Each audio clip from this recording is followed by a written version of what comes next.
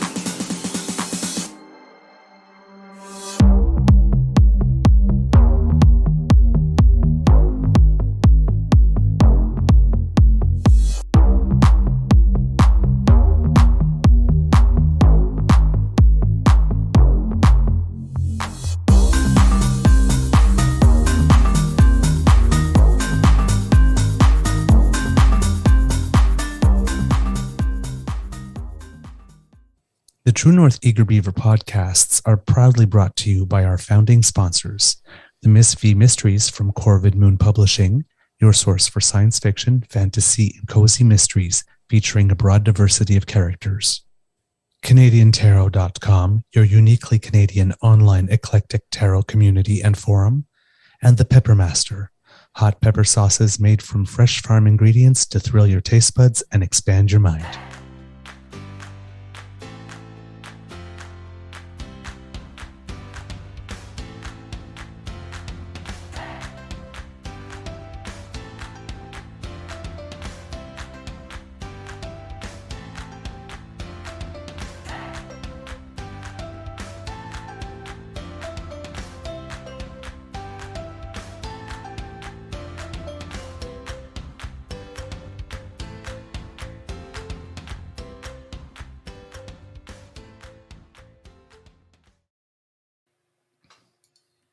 Well, good morning and hello, kids, and welcome to season 3 and episode. I'm actually not quite sure this morning because, to be totally honest, I don't have it all together.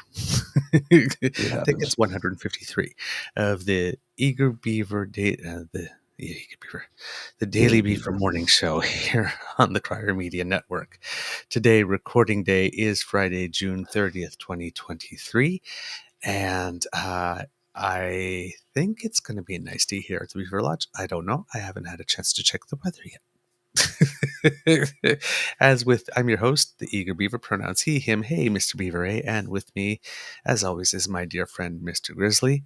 Of course, a big thank you goes to our podcast founding sponsors, the Peppermaster, the Miss V Mysteries from Corvid Moon Publishing, and CanadianTarot.com.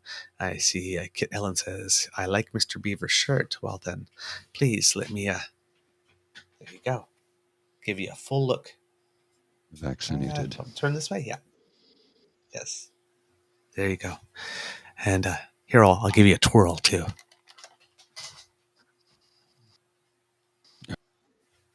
Ooh. Because, right?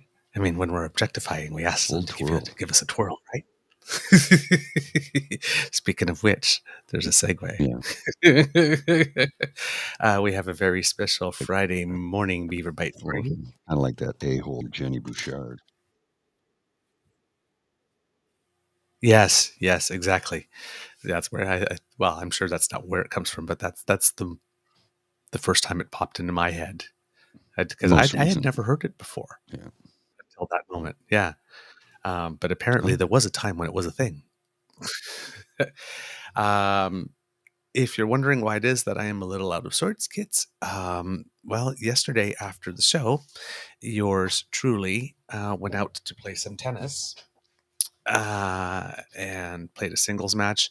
And then there's, it wasn't anything like that over here. Played a singles match, and then there's a group of 3 elderly gentlemen with whom I play a doubles, which, like, it's a fun doubles. I mean, but we're playing doubles, and we don't try to hit too far away and that type of stuff. You know, I mean, it's not that they can't move. I mean, they can, but you know, it's we're talking like men in their 80s, right, who are still playing tennis. Oh yeah. So, Let's not kill each But it's other. always a good time because, like, pardon? Pardon? Let's not kill each other. Well, exactly. You're not doing big smashes and stuff, and um, There's a so massive and delay this and morning. sometimes we try to send it to them, and and sometimes try to make sure if the balls are going slow enough that we can. But I mean, they can play. Like, don't get me wrong. Like, they can play. It's like every time we like take the break between, like, the breaks are 5 minutes, and we have conversation rather than one, as the rules say. But it's always a really good time, and we get to talk about stuff, and it's good to spend time with people older than you because you learn some stuff. You learn a lot of stuff. But about uh, we play from 10:30 to 12:30, and somewhere around 11:45, I wasn't feeling right here, and it was just feeling like I wasn't flexible. Like, I thought, like, it was like a cramp, but a weird kind of cramp because it wasn't hurting like a cramp does, like that stinging hurt. It was more like Hmm.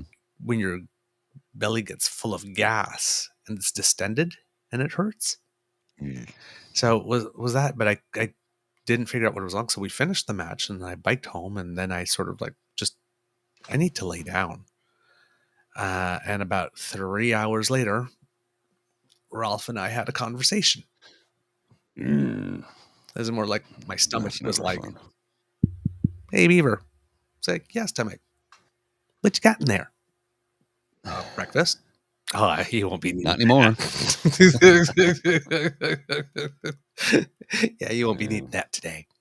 Uh, so, not that much research has gone into today's show. I have some old stuff, and it may be a little haphazard as I'm finding stuff. So please, and I arrived late, so thank you for your patience, and thank you in particular to Kit Connie, who did a big sister thing and brought me some Gatorade. Oh, I good. could replace the electrolytes, and thank you to my Beaver sweetie, who took very good care of me and made me some bland rice, a little bit like congee style, to try to get some food into me so I'd have a few calories. Yeah, that's the ticket, eh? It's rice and mint tea, peppermint tea He also made usually. mint tea. Mm. Or a ginger tea is also very good as well. Ginger or a peppermint tea is very, very good too for an upset stomach. Yeah. So I was rifling through some stuff, and I came across something here that I think is a little bit of, well, nostalgia, if you will. I'm going to hold this up on camera in a second here. It's in really rough shape. It has wax on it and coffee stains, and but this is kind of a reminiscent thing from 25 years ago. Mm. Think about that. This is 25 years old. Oh my. Broom. Windows 98. 98 starts here. Wow, I remember that. 90, that's 25 years ago. Jeez.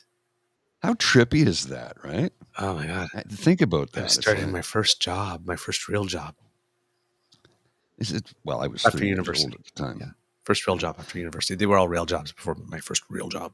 of course. Yes. Your first adult job. Yes. Yes. Yes.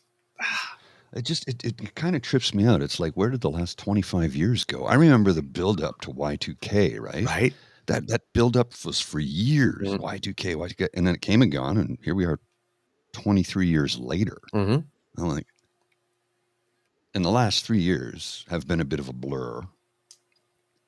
I think globally, Yeah. many people would say the same thing. They're just like, remember the other day? That was 3 years ago. It's What? more like Oh, one that's right. long Yeah. year.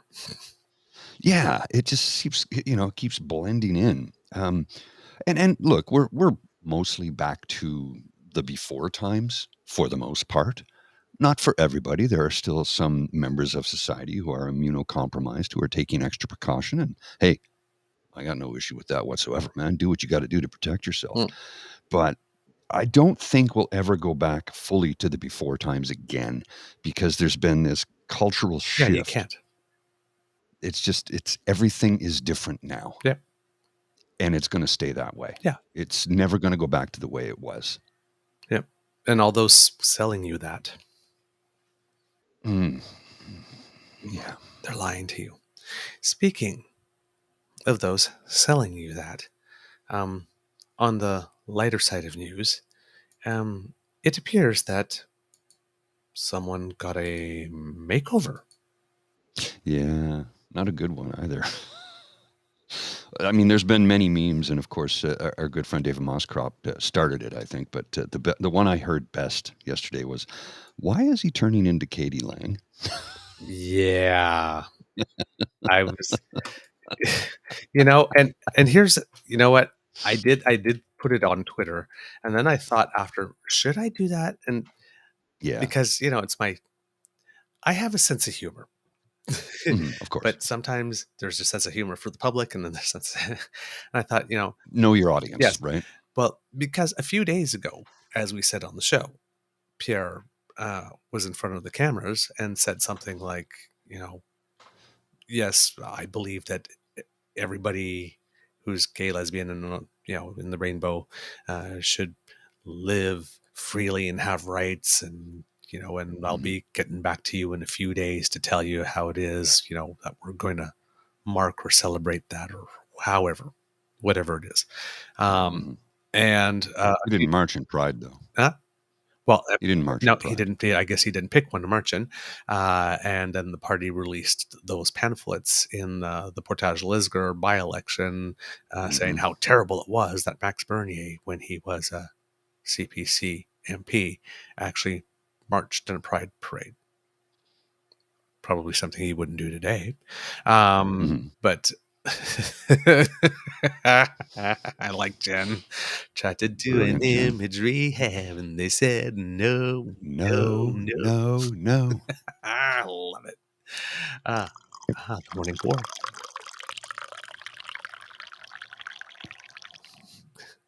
Fully caffeinated. Oh, that's what that look was. That's what Yes. that look was. So anyway, the thing is that I couldn't resist. I couldn't resist Mm. because I'm thinking, like, as soon as I saw the Katie Lang thing, I'm thinking, so is Pierre Poliver transitioning to Katie Lang, that thing he said he would do to mark and celebrate Pride that he'd get back to us on? Because so far,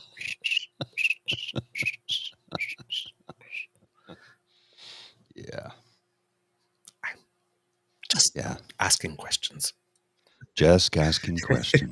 Look at Linda M. Katie Lang were all of it better.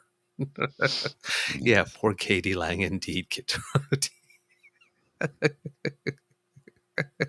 I think I think a better look for Pierre, if he wanted to increase his likability, was to make over to look like the other KD.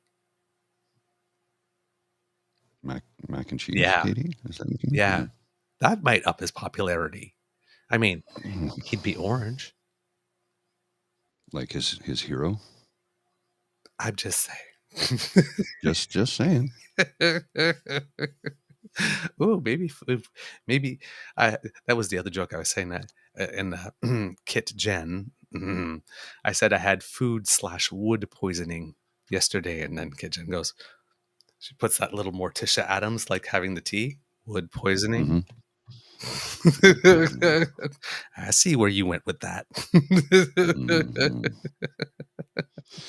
Wood poisoning. Oh man. Well, I see something in the chat asking, can PP, this is from Saucy Seawood, Shariannon, can PP belt out Hallelujah like Katie Lang? Well, no, I'm not going to go there. I'm not going to go there. No. No. And you know where I was going, right? Yes, I think you because know you know where I what the was song's going. about. Yep. I see you. I see you. You can sit next to me and you can stay. You, I see what you you're doing with shouldn't that. play that song at a funeral or a wedding, okay? Let's just leave it at that. We've discussed it before. We're not going to discuss it today. Mhm, mhm. Don't play it at a funeral or a So wedding. let's see what we. Oh, well, wait a minute. That's not. Well, that's really weird. Well, Oh, I guess. Hmm. Well, is that the sorry. makeover or is that another one? No, that's not the another. Yeah, Oh, that's June I don't know. 16th. That's really Yeah, so weird. no, he stopped wearing his glasses. I think he's trying to get rid of his tell. His tell is always how he adjusts his glasses when you know he's about to tell a lie Yeah.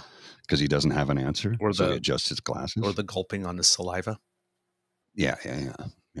Take a drink of water, adjust the glasses, gulp. That was the thing with Andrew Scheer. He'd always take a drink of water. Stephen Harper too. Like, I mean, these guys are so transparent. Stephen Harper too. Oh yeah, yeah, yeah. But That's where they get Stephen it from. Harper Their was puppet after the master. lie, not before. That's right. That's right. It was after he would lie and then take the. Some people would drink the water before the lie, and he drank it after. And him was his "Let me be clear." And then as soon as Let you me be said "Let clear. me be clear," you knew that whatever was going to follow was going to be as clear as Bullshit. mud. Yeah, yeah. Let me Let be me be clear was like, clear. okay, now watch I'm. me mess this up. Let me be clear. I'm about to tell you a big fat whopper of a lie. I'm going to conflate a whole bunch of stuff. All right. Yeah. Um, so, well, this is the one of this wasn't the photo I was looking for, though. However, but we'll put this one up. Oh, you want the one from yesterday in Yeah, the one from Halifax? yesterday, because that's the one that got everybody talking. Because this one made it onto City News, of course, on the Hmm. 16th. But City News is his fluffer channel, Yeah. right? Oh yeah, yeah. So, and this one, Well, he looks even more like Millhouse now. you think When so? Millhouse takes his glasses Oh off, right? yes, yeah. So this one is Poliver sports a new summer look aimed at improving likability. I will look Ain't for ha- the one from yesterday though. ain't However, happen. because well, and that's the thing, right? Is you have these tweets going on. It's like, oh god, he's such a douche, and I can't stand him, and his voice makes me want to climb the walls. But now that he's adopted this Miami Vice type thing, well, gee, I'm going to vote for him now.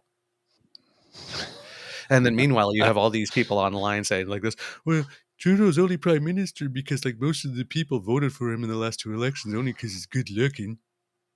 Yes, that's the reason people voted for him. Nothing to do with any of the policies that have been Like enacted. this. Nothing to do with lifting children out of poverty. Nothing to do with $10 a day daycare. Nothing to do with oh come on. $10 a day daycare, which the Conservatives, including Pierre, the funding bill, voted for unanimously. So I'm wondering Hmm. how it is he's going to cancel the daycare that he promised he That would they when he just voted to unanimously. fund it. I guess he's just going to let I guess he's just going to let the provincial premiers redistribute it to those who don't need it.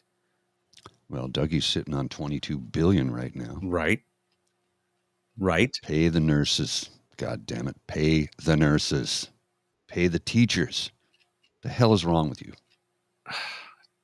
Just I you get so frustrated some days. I have a lot of days where I get frustrated.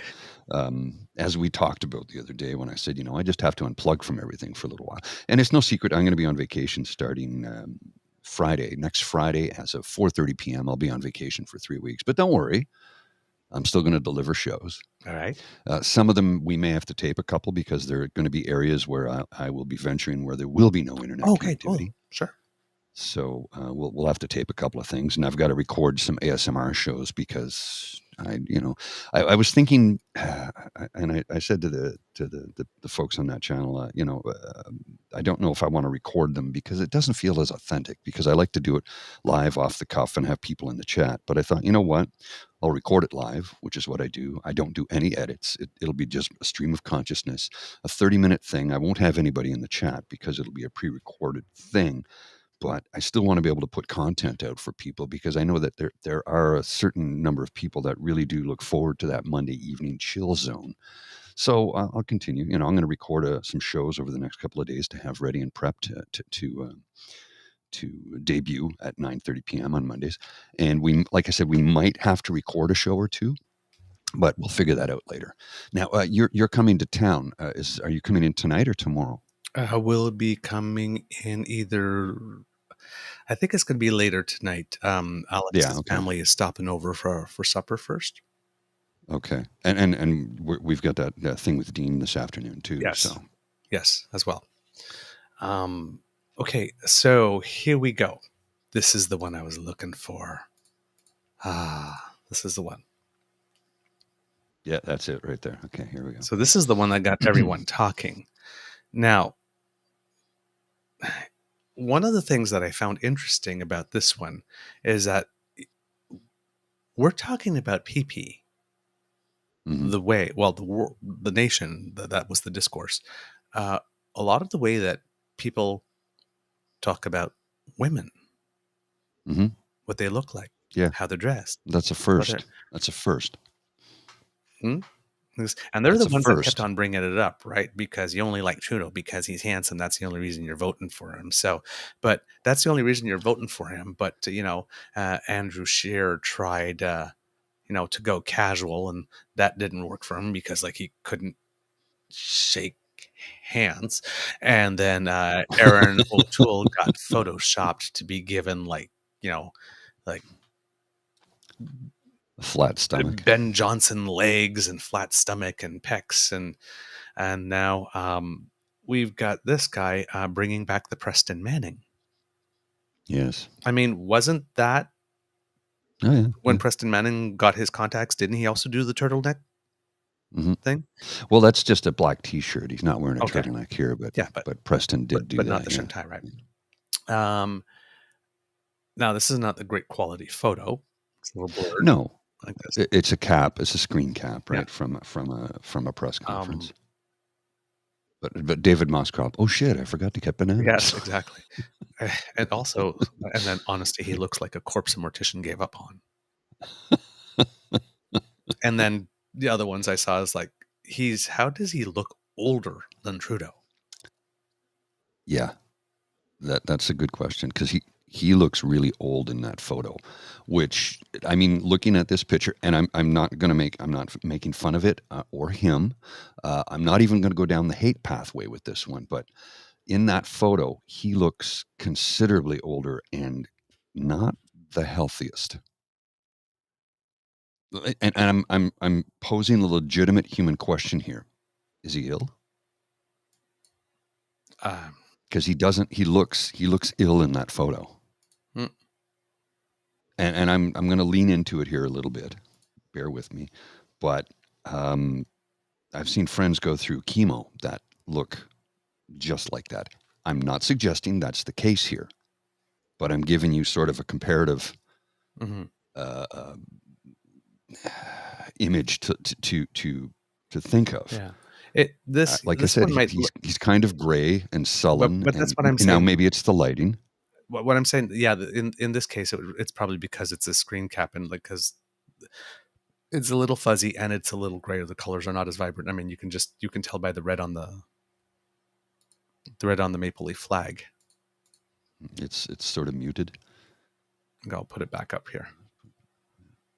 Yeah, it's very It's muted, muted. so the whole image is muted. So I wouldn't go by the grayness, the grayscale, Yeah, anything. But okay. So but it's the it's bags under the eyes and mhm, the the furrowed brow from in that particular yes, photograph.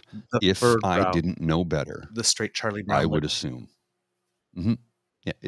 Again, if I didn't know better, I would assume he was ill. Yes. And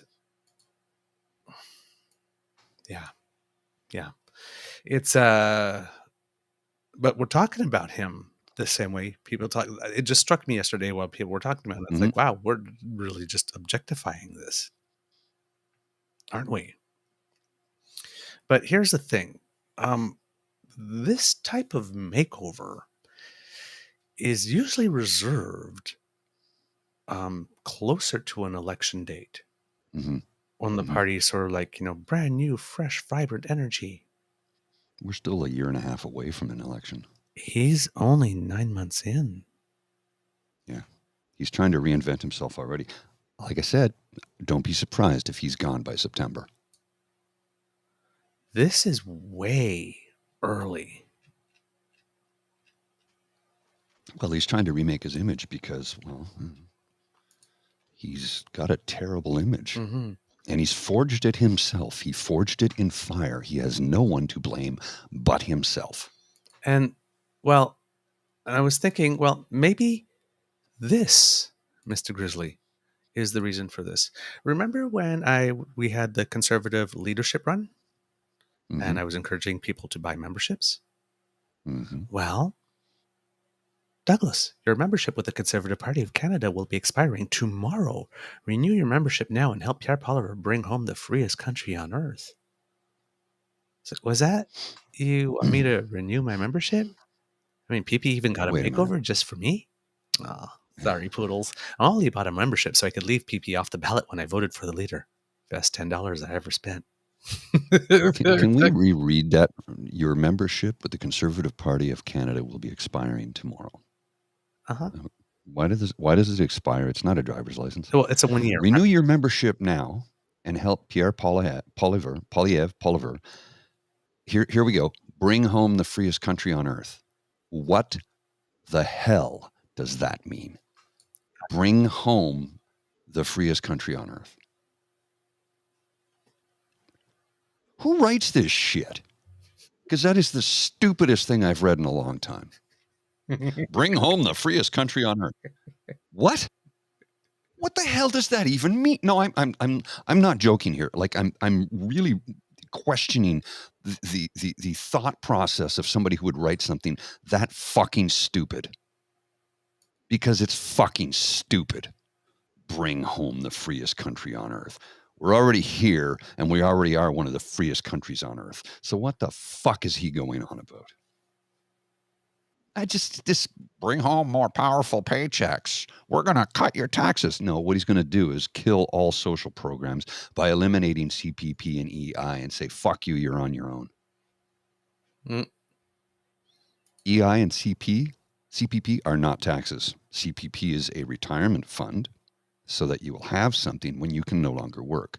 EI is an insurance program all working people pay into. Not all working people, I should say many working people.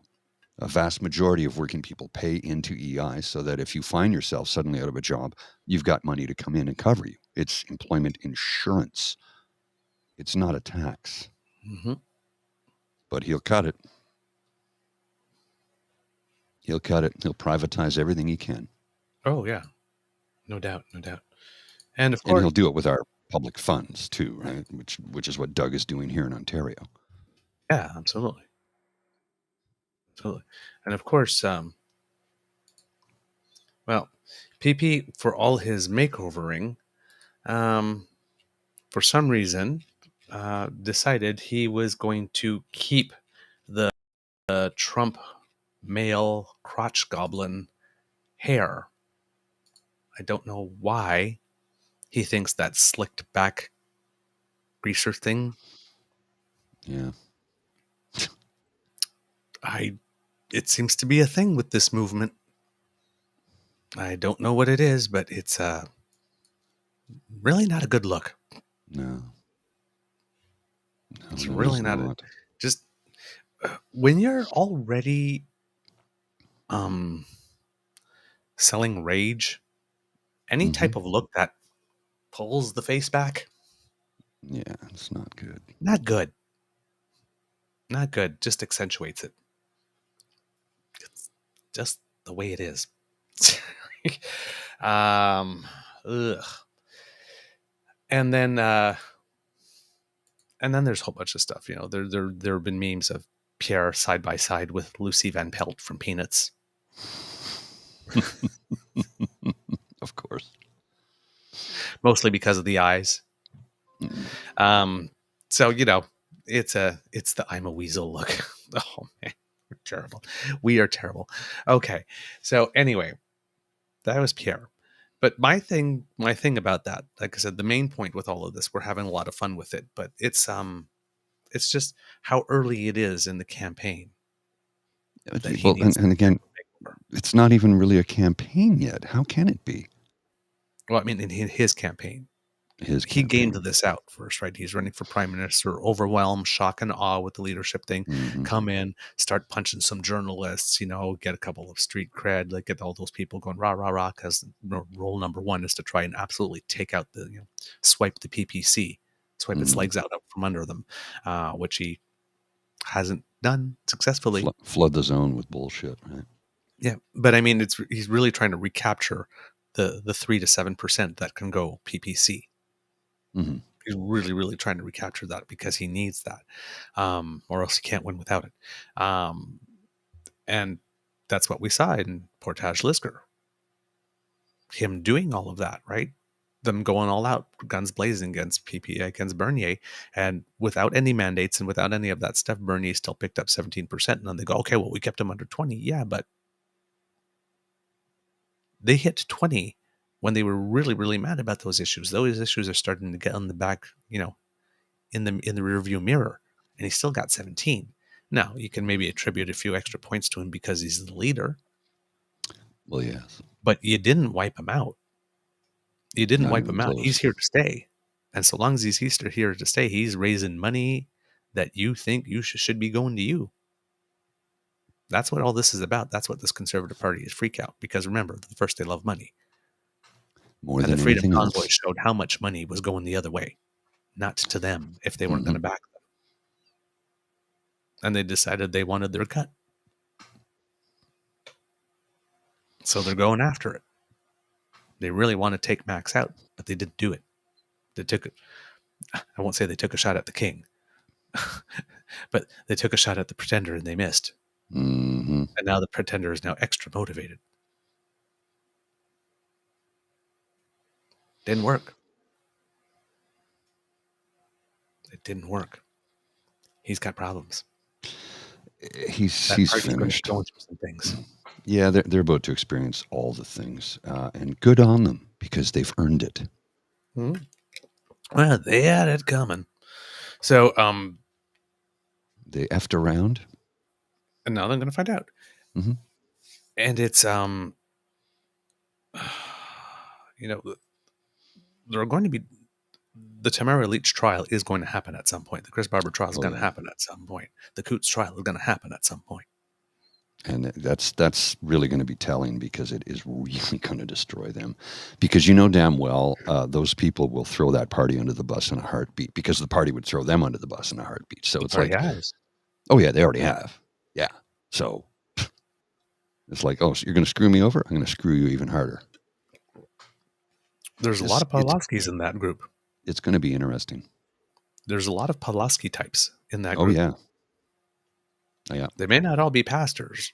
They may not all be preaching fire and brimstone, but it's all coming from that same place. Yeah. Yeah. They got an insurrection going on within the party, within the movement, within the conservative movement. Well, and you know what? It's long overdue because, as I've said time and time again, I want to see a healthy progressive conservative party in this country, which we have not had in a long time. Yeah. And I think the few progressives that are left in that party are kind of like, all right, we've had it, but enough of this shit. Mm-hmm. We And tolerated a lot, but now it's gone way too far, and we're about to push back, and mm-hmm. it's going to splinter that party. Yeah. And as we were talking about, the party that seemed to be emerging as the new centrist option. Wow. The center ice party. Olive? Yeah, I don't know The where that came from. central wow. New centrist option. The center ice conservatives just had one of its main proponents, Tasha Garrison, post some silly article about our court being politicized and because we Yeah, have to replace a Supreme Court justice. So they're playing the same game. yeah. I'm They're like, but not being moderate center ice. they're not at all. Not at all. The one that's Uh, emerging, you can't write something like that and then say that you're going to be. it was an opinion piece with no fact checking, right? Like, come It's on. just one justice is from Newfoundland. Okay. The other one happens to be indigenous, and the other one was, gee, maybe we should pick the right person for the job and not So politicize the court. I'm like, come on, man. let's have a court that's representative of Canadians from coast to coast. Right. They're kind of like deciding the things that regulate our lives. Uh, Maybe we would like people that look like us. and not Maybe just not. me. Yeah. Not just me, right? Like, come on, man. Jeez. So, and then you would. What do I want to go to next? That's a little Well, too I dark. was gonna go somewhere with that one. I had Okay. to adjust my glasses. Um, Not someone who looks like me, right?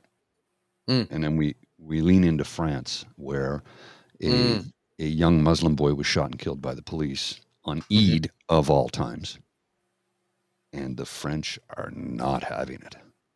hmm They are burning down the country right now, hmm and it's not just the Muslim population that's doing it. That's important. That statement is important. It's French people of all stripes who are like, all right, this is the straw that has broken the camel's back. They're having a George Floyd moment. They are. And the whole country is kind of behind it. And they are burning police cars, police stations. The riot police are completely overwhelmed. People are freaking out.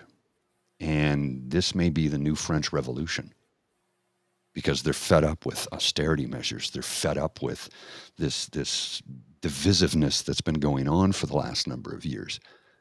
And I think we've reached the breaking point, or at least the boiling point. And the French are not known to be passive when it comes to riots. Mm, I mean, let mm, them eat cake, eh? Oh, yeah, I'll show you how we do that. Try eating cake when I've put you in the guillotine, right? So, right, right. So,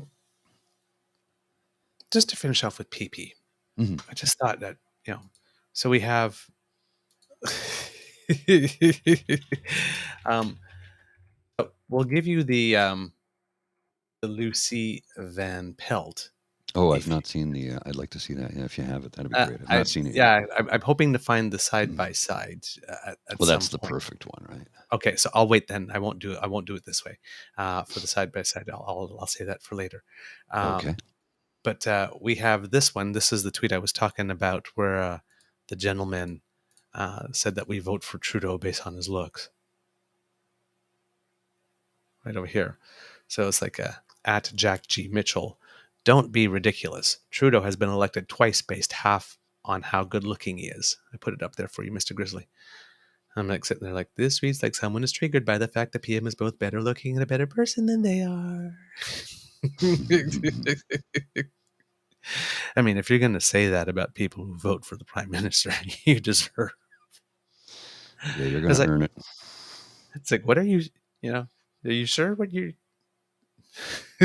Anyway, I'm just saying. It's like you're saying a lot about yourself when you talk about other people that way. You're saying a heck of a lot. And then um, for PP, just a trip down memory lane for makeovers. Remember this one, Mr. Grizzly?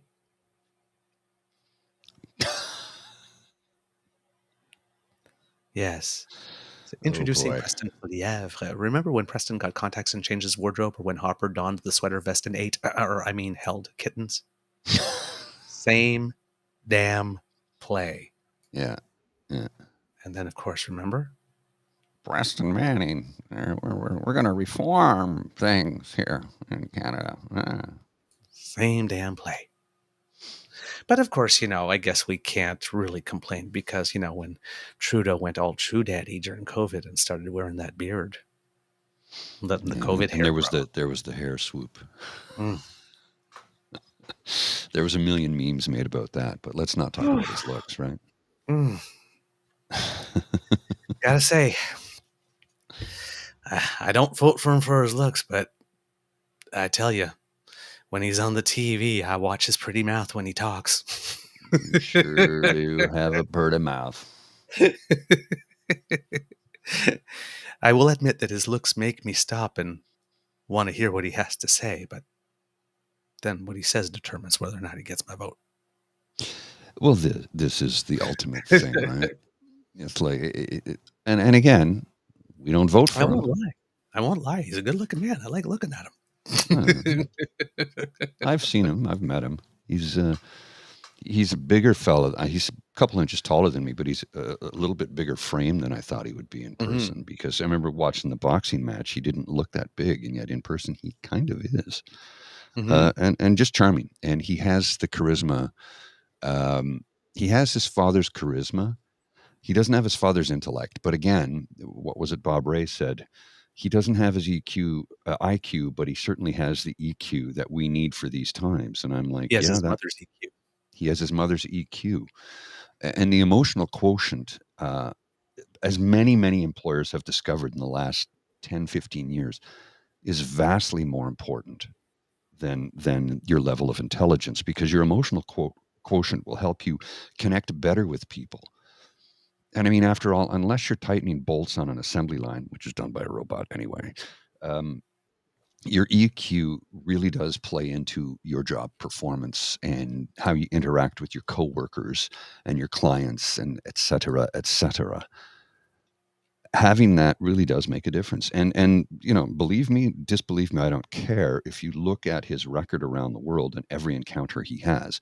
For example, when he was in South Korea recently, and he did this wide leg stance to lower his height to be the same height as Mm, the older Korean leader, which is a sign of respect in Korea. yes, It's like people notice these things right. and they pay attention to them. Well, it And, was the and same thing with the daycare photo, right? During the election campaign when he had the baby on the hip and he had the hip like this in the arm, and they said, "Oh, this is a guy that's not doing it for show. You can tell he does it with his own kids." And they were yeah, like pointing out all the body postures, right? it's not awkward. It's natural. It's who he is, right? And again, like I said, initially when he ran and when he was in that boxing match with Patrick Bra, I wanted to see him get his ass kicked. I did because I was not a fan of his at the time. I've since come to appreciate him. He We have moments where I completely disagree with a lot of the things he does, but I think for the most part he has done very good by Canada. He will be remembered as one of Canada's best leaders through the most difficult time since World War One. So history will smile upon him, and as we've said time and time again, he's done more to actually lift drinking water advisories on First Nations communities around the country. Well, he's actually been the only one to ever do anything about it. Number one, and number two, he put his money where his mouth was. He got it done. Is it 100% finished? No, there's still some, but we did have a whole global pandemic that kind of slowed down a lot of things over the last few years, and we had to concentrate on keeping our citizenry alive. So a few things here and there he had to deal with. Yeah. We've had 142 long-term drinking water advisories lifted since November 2015, and there are 28 of them still in effect. So I mean, that's a pretty damn good track record. He's Yeah. still, Now you have there's to understand that. still work to do, but Yeah. Now you have to understand that some of those 142 are some that were lifted, and then something happened, mhm, and they came back into effect, and they needed to get fixed again. go back in and repair. But Yeah, yeah. yeah, they go back and repair. But there are 28 left. He's getting it done. Yeah. You know what? It would be something if those 28 could be completely done before the next Hmm. election, okay, just so he could have something to say, because of even if it said two, right? Hmm. They'll go, well, you didn't get it done, Yeah, yeah, yeah. Exactly. right? And it would just be nice to say, just for the thing with this prime minister, right, is that he's managing to do all of this despite the fact that, you know, soon into his mandate, we got to Trump, and then everything was about NAFTA, Hmm. and then we've solved that, and then we thought, okay, finally we can breathe, and then boom, there was flight PS, the plane in Iran that got Hmm. shot down, and I thought, okay, that was on the way, and then we can finally breathe, and then boom, COVID, and now we got through that, and now we can finally breathe, and now it's like we got like people losing their mind because of trans stuff Trans and stuff, foreign interference housing. and the foreign interference file, and and it's just It's a new rage farm like, every day. but also a major crisis, Hmm. the Meng Wanzhou thing, the hostage diplomacy, that was 2 years, Hmm. 2 years of a story that it's just like opposition, gee, thank you for this bat, China. Yeah. Right. Because every time they'd like put a trade sanction, every time they'd like turn up the heat, like this, and the conservatives, oh my god, look at this. I mean, they're still saying right now, right? Trudeau, like, as Canada's reputation is shit in the world, and it's like the prime minister was just the guest of honor at a meeting of the five Nordic nations. Hmm. He was just the guest of honor. Yeah. There are newspaper articles galore in the last week about how it is he's Diversified our economy, single-handedly and yeah. diversified our economy and made us a winner. Right now in the United States, you have Joe Biden going all over the place talking about Bidenomics, Hmm. right? Which is the whole thing. His thing is like less focusing on the trickle down Hmm. which and never more worked. focusing on doing things for the middle class.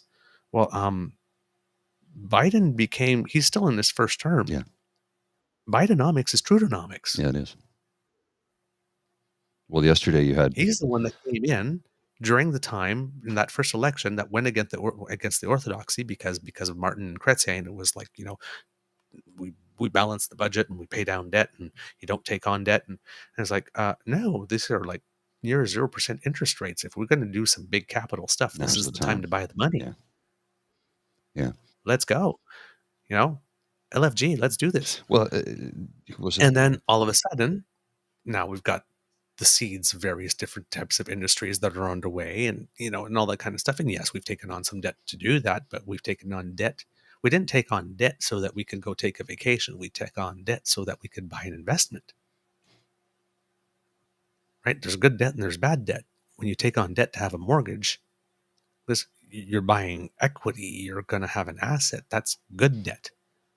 Because if you're already in debt and you take on more debt just to go have a vacation, like this, unless you really, really, really need that vacation to recharge in order to come back and make more money, Sometimes um, that is the case. and sometimes that is the case, that's probably not good debt, right? So the type of debt matters. And there's like all these articles coming around. Um, he's doing very, very well. Hmm. I mean, Zelensky always has time for his calls, Hmm. and that's kind of the major global issue going on. Putin finds it so effective that he banned Freeland and it's like we're nowhere, really. I mean, China's not very happy with us, but China sure in hell knows who we are. Well, they know we won't be pushed around. We're not going to take it, right? We're not if you're like, yeah, it's like, oh well, let's go to Canada's the smallest of the G7, let's punch a hole through that and that's the way we'll get it. Not Nope, happening. Not happening. You ever not seen a happening. hockey fight? We know how to defend ourselves. Yes, we're quiet and polite and kind and say sorry a lot until you piss us off. You remember the Geneva Convention was created because of what we did in World War One. We showed no mercy to the enemy. Zero. Hmm. Don't think we can't go there again if we have to. We are capable of it. We just don't like to do it. I have something here I want to read for you, sir, because you had made All mention right. of it a few minutes ago. Shoving it down our throats. This Hmm. is from @LanceUSA70 on Twitter. Shoving it down our throats. The most overused statement said or written by an oppressor. When was the last time an LGBT person showed up at your door to ask if you know the rainbow? When have you found tracts and pamphlets scattered all over your car, front door, or in public spaces begging you to join the LGBT community for a weekly Praise the Rainbow meeting? When have you received a phone call or text message from an LGBT person that says, "We just want to make sure you know the rainbow is the only way to avoid a life of damnation"? When has an LGBT person ever told you, "If you aren't LGBT, we will cast you into a fiery hell"? Damn, dude, you knocked that one out of the park. Mm-hmm. Like, You need to send me that. uh, I'll do that right now, sir. Yeah. And did you have more on that? No, that was his statement, and I thought he completely nailed it because You he's did. right, and that's the thing. I hate it when they shove it down our throat. It was like the thing I showed the other day. Is like the way they're waving the flags in our faces. It's like it's their whole Yep. identity, and it's like they fail to see the irony in that. Yep. Like Indeed. they're sitting there with a MAGA flag and a Trump 2024 flag and a MAGA hat and Trump T-shirts, and I'm like, it's a cult, man. It It's a really is. cult. Um, and then, Mr. Grizzly, as we were talking about when I was talking about Canada, its place on the world stage, this one came out just the other day. So more news that'll make conservatives spit teeth. Mm-hmm. in the Telegraph, the UK. Yeah. The world's wokest country is leaving Britain's economy in the dust. And the Telegraph is kind of known as a conservative rag. It's not as bad as the Daily Mail, but it's not exactly what you'd call a woke liberal ideological newspaper or publication for that matter. Uh, so, you've got Bloomberg touting our positive attributes from the prime minister and how the economy has been diversified and how we're leaving all other G7 partners behind because we're just leading the pack. You get the Telegraph, you get the Washington Post, the Bloomberg article. And these are all, the Bloomberg article especially is written by an individual who has been doing this longer than I've been alive. Mm-hmm. They don't drop stories like that without doing their research. These are people who are experts in their field. So when Bloomberg writes it, it's like you best believe he knows what he's talking about. This is not Well, just yeah. somebody trying to cite stats. This is somebody who knows what they're talking about. We're doing good. We have more good to do. We have more work to do. We have to lift more people out of poverty. There is more work to do. Now, that being said, the government only has so much control over that. Unless we nationalize everything and start paying everybody a living wage, they can't control private industry. And private industry is, Mm. profit motivated and shareholder profit shares motivated. So oftentimes they will refuse any sort of pay rise to the employees because it will cut into their margin. It's like the guy from Bell who just fired 1,300 people and shutting down literally shut radio stations down, just turn the switch off. And now they're trying to get Mm. out of local news. Well, I find that interesting that none of the shareholders or the board or the CEO did anything to help the 1,300 people they just axed. They could have taken pay cuts. They could have put austerity measures on themselves, kept those Mm-hmm. jobs. Mm-hmm. But no, they won't do that because they're greedy bastards. That's okay, though. Don't worry. They'll get theirs in the end. They'll get theirs in the end. And I'm not saying that we're going to do anything. Karma comes for those who wait. And karma, she can be a mean, nasty lady some days. Mm.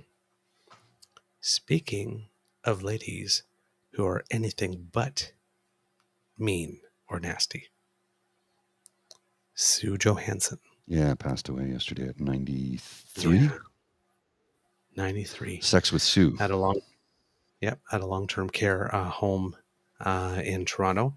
Um, she was known for the Sunday night sex show and talk sex with Sue Johansson. She was great, and there's recently a documentary I think made on her life that's been playing on TV. But I think we talked about it on the show that it was coming out. But yeah, she she was a real benefit because she gave frank talk. She knew that she was grandmother, so she was safe. Yes. Right? She could talk about these things, and she wouldn't be threatening. And you know,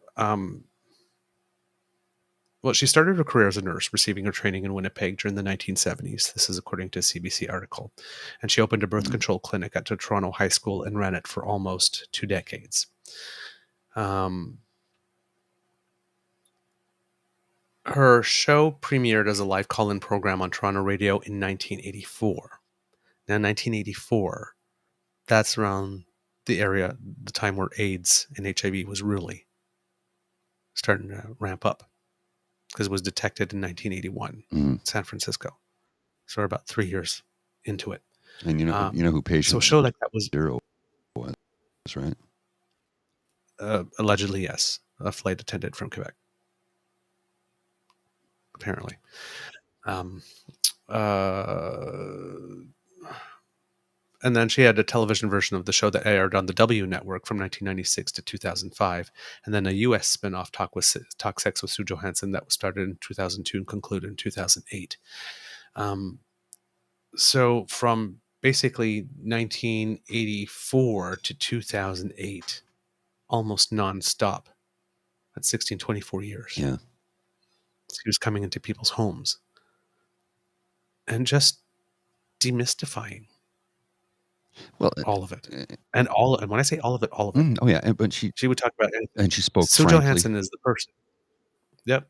Sue Johansson was the person who, when some people were like saying, "Oh, the condoms are too small," would take the condom and like put them over her whole arm. It goes like this: "If you can feel this, come and see me, young man. We need to talk." Right, or something of that. Because, but she would just do it. Really, really.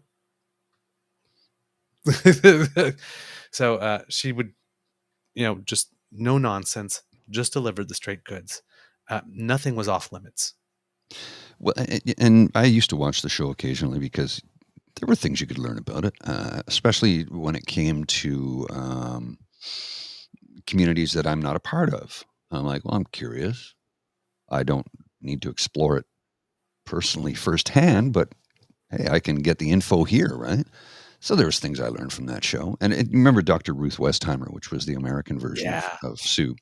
And she was good too, but Sue just had a no bullshit way of delivering things. And yeah, may she rest in peace. I think she did a lot of good for a lot of people in her lifetime by educating them and taking away the stigma around it, taking Hmm. away, making it so that people could actually have a frank, open discussion about something that is as human as it could possibly be. Without that act, we don't exist, right? Simple as that. Right. I mean, the reason we exist is because of sex. So why are we so think it's such a taboo subject to talk about? And Gen Z doesn't. They don't. It doesn't bother them. Of course, they've been watching pornography since they were 10, so that might be might be why. Yeah. So we'll see in 10 years what the world is like, and maybe maybe it wasn't as bad as we all thought it would be. I don't know. I don't know. I Well, don't know much about anything. I'm kind of a dumb guy. I do have I'm going to put a link I'm not to. done yet. I'm not No, done I'm yet just with putting a Sue. link to an article in the chat. That's all. Okay. All right. So the thing with Sue Johansson was that she trained as a nurse. She was taught by nuns who didn't speak about Oh, sex. And the right. repression, that's what informed her approach. Uh, so that's what said, I need just to be open and honest and non-judgmental about this stuff. Nadine Thornhill, a Toronto sex educator, previously told CBC News, quote, Sue approached everything as though it was just normal. Like she said all of the words, she said all of the taboo sex words. She talks about penises and clitorises and orgasms, but she was just that very matter of fact about it. And I don't think that I Hmm. ever had heard anyone talk about sex in that way. And that was the thing. And she would talk about homosexuality, and so in that, by including us in the conversation, like we were, it was just natural that we would talk about it as well. Hmm. So, particular, again, 1984 tonight, she she did a lot for our community simply by proactively talking about us. And you need to know about this too. I'm going to talk about this, and Hmm. and if you're gay, you need to know about this. uh, as it was normal that it would be included, that we have to talk about everyone,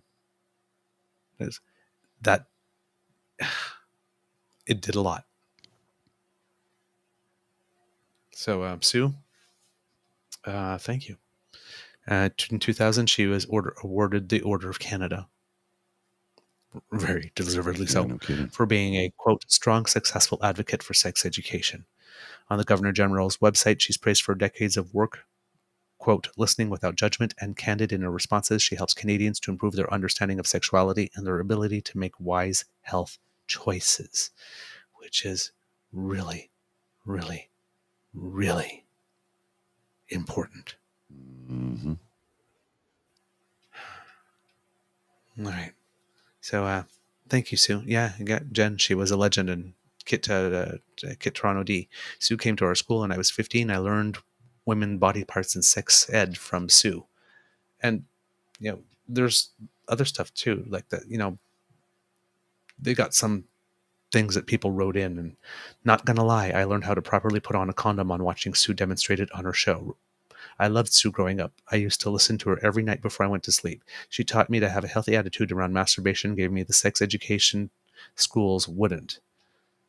Canada has lost an absolute icon. Sue Johansson did more for sex education in this country than anyone. When the government failed to educate the public on the risks of HIV, Sue filled the gap, and she did it with empathy. These are all just things that people have tweeted um, about her. Canada lost a national treasure today, but Sue's legacy will continue to make positive change for decades to come. It's just her daughter, Jane, said she believes it was her mother's sense of humor that clicked with so many people, and recognizing that the topic of sex would make lots of people uncomfortable or shut down. Quote, she knew that if she used humor antics, jumping around the stage, stretching condoms, being light about it, she knew that she could break the ice and then make people comfortable. Mm-hmm. As soon as she made people comfortable, then she could get into the real nitty-gritty of the topic. Very true.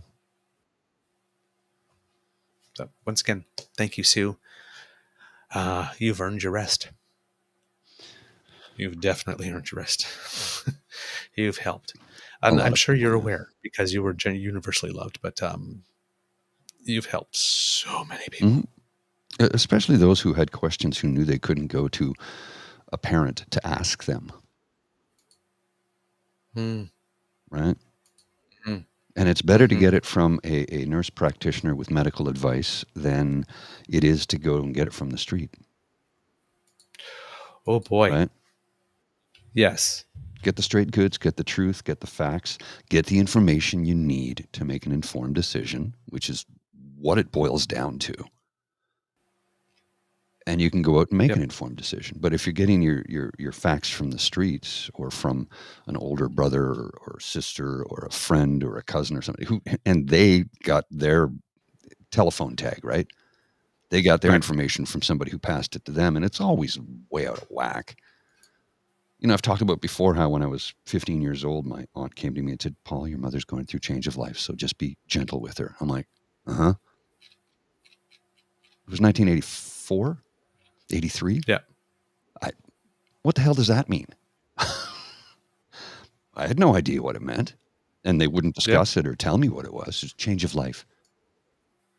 I was a 15-year-old boy. I had no way of understanding what that meant. I had no clue. Why didn't they just say menopause? I could have looked that word up. I could have gone to the library, and I had heard the word menopause. Didn't know what it meant. But I could have gone to the library, pulled out the Encyclopedia Britannica, and looked it up. But I didn't get that. I got change of life, dear. Be gentle with her. What the hell does that mean? All of a sudden, my mom starts to go a little bit wacky, and I'm like, what did I do? I'd come home, and she'd just scream at me for no reason. I'm like, what? I just got home. And then she'd burst out crying, and then make dinner for everybody. It was like, what? And I mean, I understand. Like, it's a very traumatic process to the brain and body that a woman goes through when she is going through menopause. And a lot of people don't even want to talk about it. And I'm like, but why not? It's a natural progression. It's like puberty. You're going to go through it. If you live long enough, you're going to experience it. So let's talk about it. Let's be open and frank about it. I don't know why people are so freaked out about that. But then again, was it somebody put it was PNC Bio put a comment in here, and I'm going to put it on the screen right now.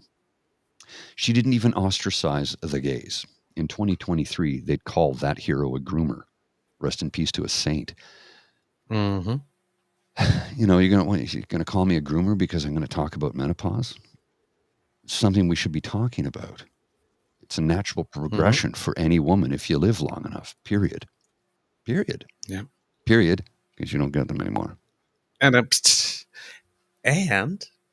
you're really good setting me up with segues. Speaking of women.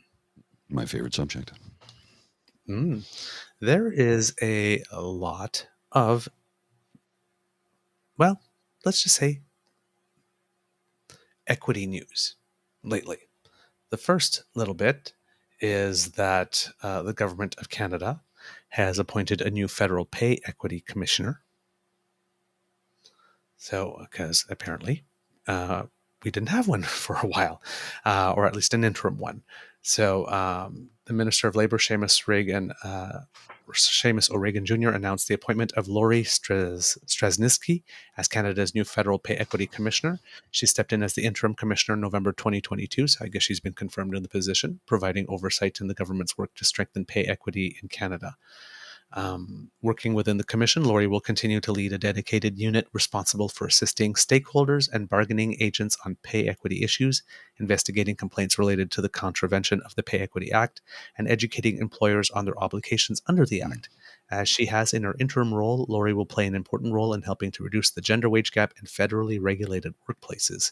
She was appointed through an open and transparent process. She will be appointed to the Canadian Human Rights Commission effective November 1st, 2023 for a term of 5 years. So that happened. That's the overall context. And now, the National Bank Open, Canada's premier tennis tournament, has announced that by 2027, men and women will be getting the same prize Oh, money. that's good. They've been doing that at the U.S. Open for tennis for a number of years now. Eh? Yep, exactly. So we have this photo here. It's not recent. It's probably from when Team Canada was competing at the last Billie Jean Cup. But we have a photo with Billie Jean King here, who was a pioneer on fighting for pay equity within tennis. So we have our stellar team. We have Gabriela Dabrowski here, who's a doubles ace, Leila Fernandez, Bianca. Billie Jean King, Bianca Andreescu, Carol Zhao, and Rebecca Marino. Rebecca's tall, And eh? Carol, Rebecca Marino, the first time Venus Williams played against her all those years ago, Venus Williams said, "Oh, so that's what it feels like playing against myself." Yeah, okay.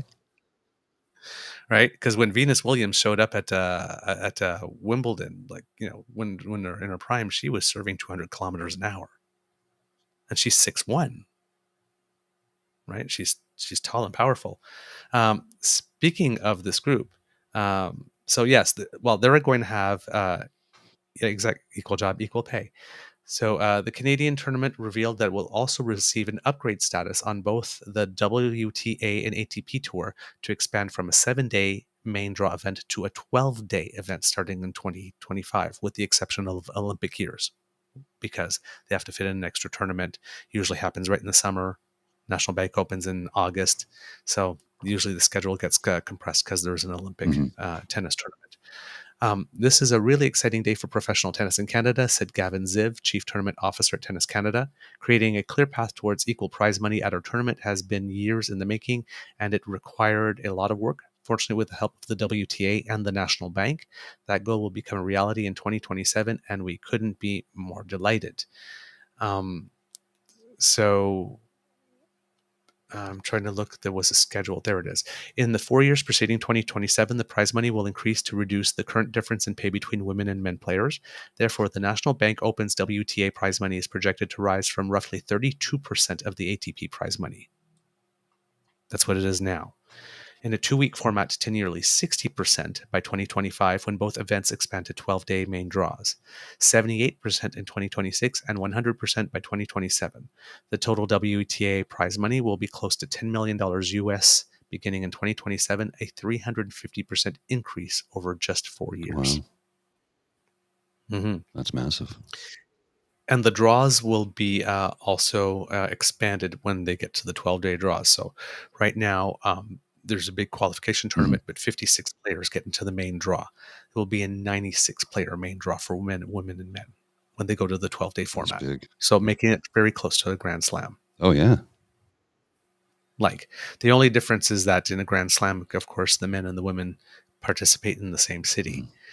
And in Canada, they don't. And before, a few years ago, the men used to participate one week and the women participated another week. Now they're both the same week in 2 different locations, which kind of makes it hard. Whereas opposed to, I think, Indian Wells, where they actually have the men and the women playing at the same venue at the same time. This is the money is the expansion of the 12-day format is made possible thanks to major funding of nearly $20 million via the Government of Canada's Major Festivals and Events Sports Initiative. So they're putting some money into it.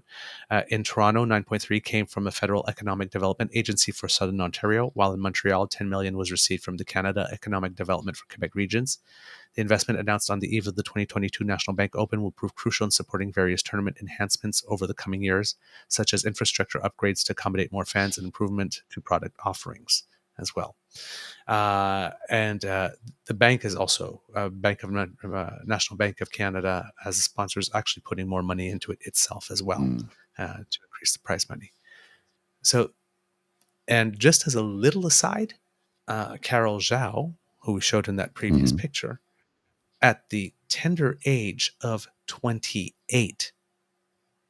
Now remember we talked about Catherine Sebov at the beginning of the year when she qualified for the Australian Open, I think at 24, 25, when we're saying like Bluebird. At the age of 28, Carol Zhao has qualified for her first Grand Slam ever, and it is Wimbledon. Thank you very much. That's the granddaddy of them all, right? Yeah, that's the big one. So this is this young lady. She is not tall. I'm asking for to increase in size and it's shrinking. That's weird. Not very tall, extremely powerful and feisty. That statement you just made a second ago. Not that any man has ever said that ever before. No, but if you watch her play, you missed what I said. Well, think about it. Come on, dude. That was a joke. It was right across the plate. I had to knock it out of the park. I missed it. I missed it totally. I want it to get bigger, but it's only shrinking. Oh, man. Jeez. So she won that 3 rounds. Joke, by the way, for those of you who didn't. Yes. She won 3 golf clap. She won 3 rounds, and so she gets to enter the tournament. She will join Bianca Andreescu, Leila Annie Fernandez in the women's singles. I don't know if Rebecca Marino is going to be playing the singles. She has been trying to play some grass things, but I know she's recovering from an injury as well. But I mean, she would qualify for the main draw just based on her ranking alone. So I don't know if she's skipping it or not. And Felix Auger-Aliassime and Denis Shapovalov and Milos Raonic are going to play on the men's side. I guess they gave Raonic a special entry because he was a finalist once. He was the first Canadian man to ever play in the final. Yes, to play in a Grand Slam singles but not final. The first Canadian. No. That was Eugenie Bouchard. Yes. Played in the Wimbledon final. Yeah, whose recovery is going well too. She played in she was in the qualification tournament, but she got in it on with no special thing on her own ranking. So she's about to enter the top 200. She got a really bad draw though. She drew Griet Minnen from Belgium, who is one of those players that is not extremely high ranked, but if she's on a roll, she's on a roll, and you absolutely have to beat her because she will not make mistakes. Okay. So it was a great match. I actually watched it. They both played their hearts out, but she was on the losing side of it. But she's finding her form. She will be back. I want to pivot back to politics for a minute here, if I could. Oh, I had one. Go ahead. On the pay equity thing. And the last pay equity thing, and this I think might qualify as a BFD. Put this up, Mr. Grizzly. The PHF, which is the Women's Hockey League, is to cease operations, paving way for one women's professional hockey league. We have the morning pour. So the Premier Hockey Federation has been purchased by the Mark Walter Group and Billie Jean King Enterprises. Oh, interesting. Hello. Multiple sources briefed on the situation told The Athletic on Thursday night. The league will cease all operations. The PHF's player contracts will be terminated. Players will receive severance and a period of continued health benefits. The news comes after a long-running divide between the league and the Professional Women's Hockey's Player Association and fundamentally alters the landscape of professional women's hockey. The path is now clear for one North American league that can showcase the best players in the world. Players from the PHF and the PWHPA were told the news in separate meetings on Thursday evening. The PHF, previously known as the National Women's Hockey League, was founded in 2015 and has been the only option for professional women's hockey in North America after the Canadian Women's Hockey League shut down in March 2019. The PWHPA, that's the Players Association, was founded in May 2019 with the vision of building a sustainable league. In May 2022, The Athletic was first to report that oh, darn. Lost the link. The rest of it is behind a paywall. Of course. Why would you do that? So they can make you Why pay would for you? it. That's why. That's just how it goes, man. That's just how it goes. Can't subscribe to everything. We'd be broke. Wait a minute, I am broke. It happens, man. There's only so much you can do, right? All right, hold on. Let me see here. If we could curate more feeds, that would be great. But I mean, how many can we afford is the thing. Yep. Hold on. Let me see. Hopefully CBC has something. Well, there. Sportico, Sportsnet. There we go. Got the full story now?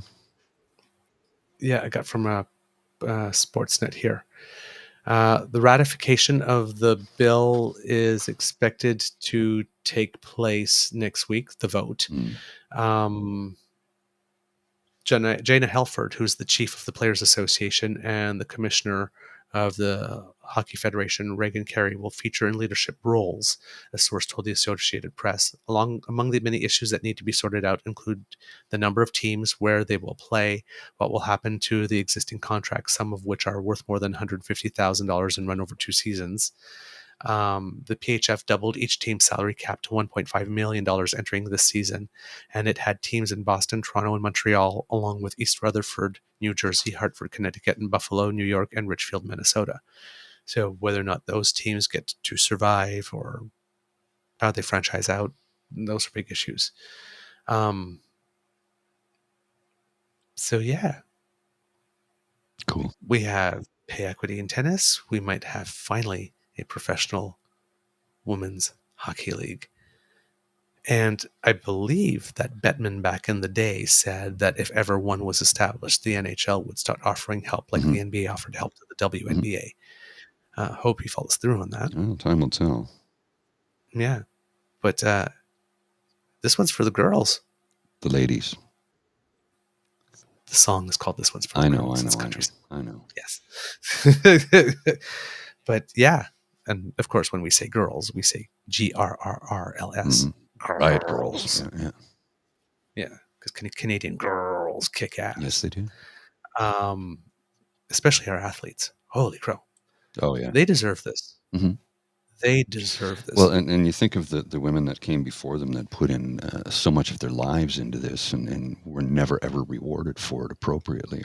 I'm sure there's a certain amount of rejoicing going. There's probably a little resentment from one or two people, but I'd say for the most part, and I'm going way out on a limb here, I'd say for the most part, most women would be like applauding it, saying this is what we wanted from the get-go, right? You know? Yeah. And maybe all of this might light a fire under Canada Soccer's butt. I think.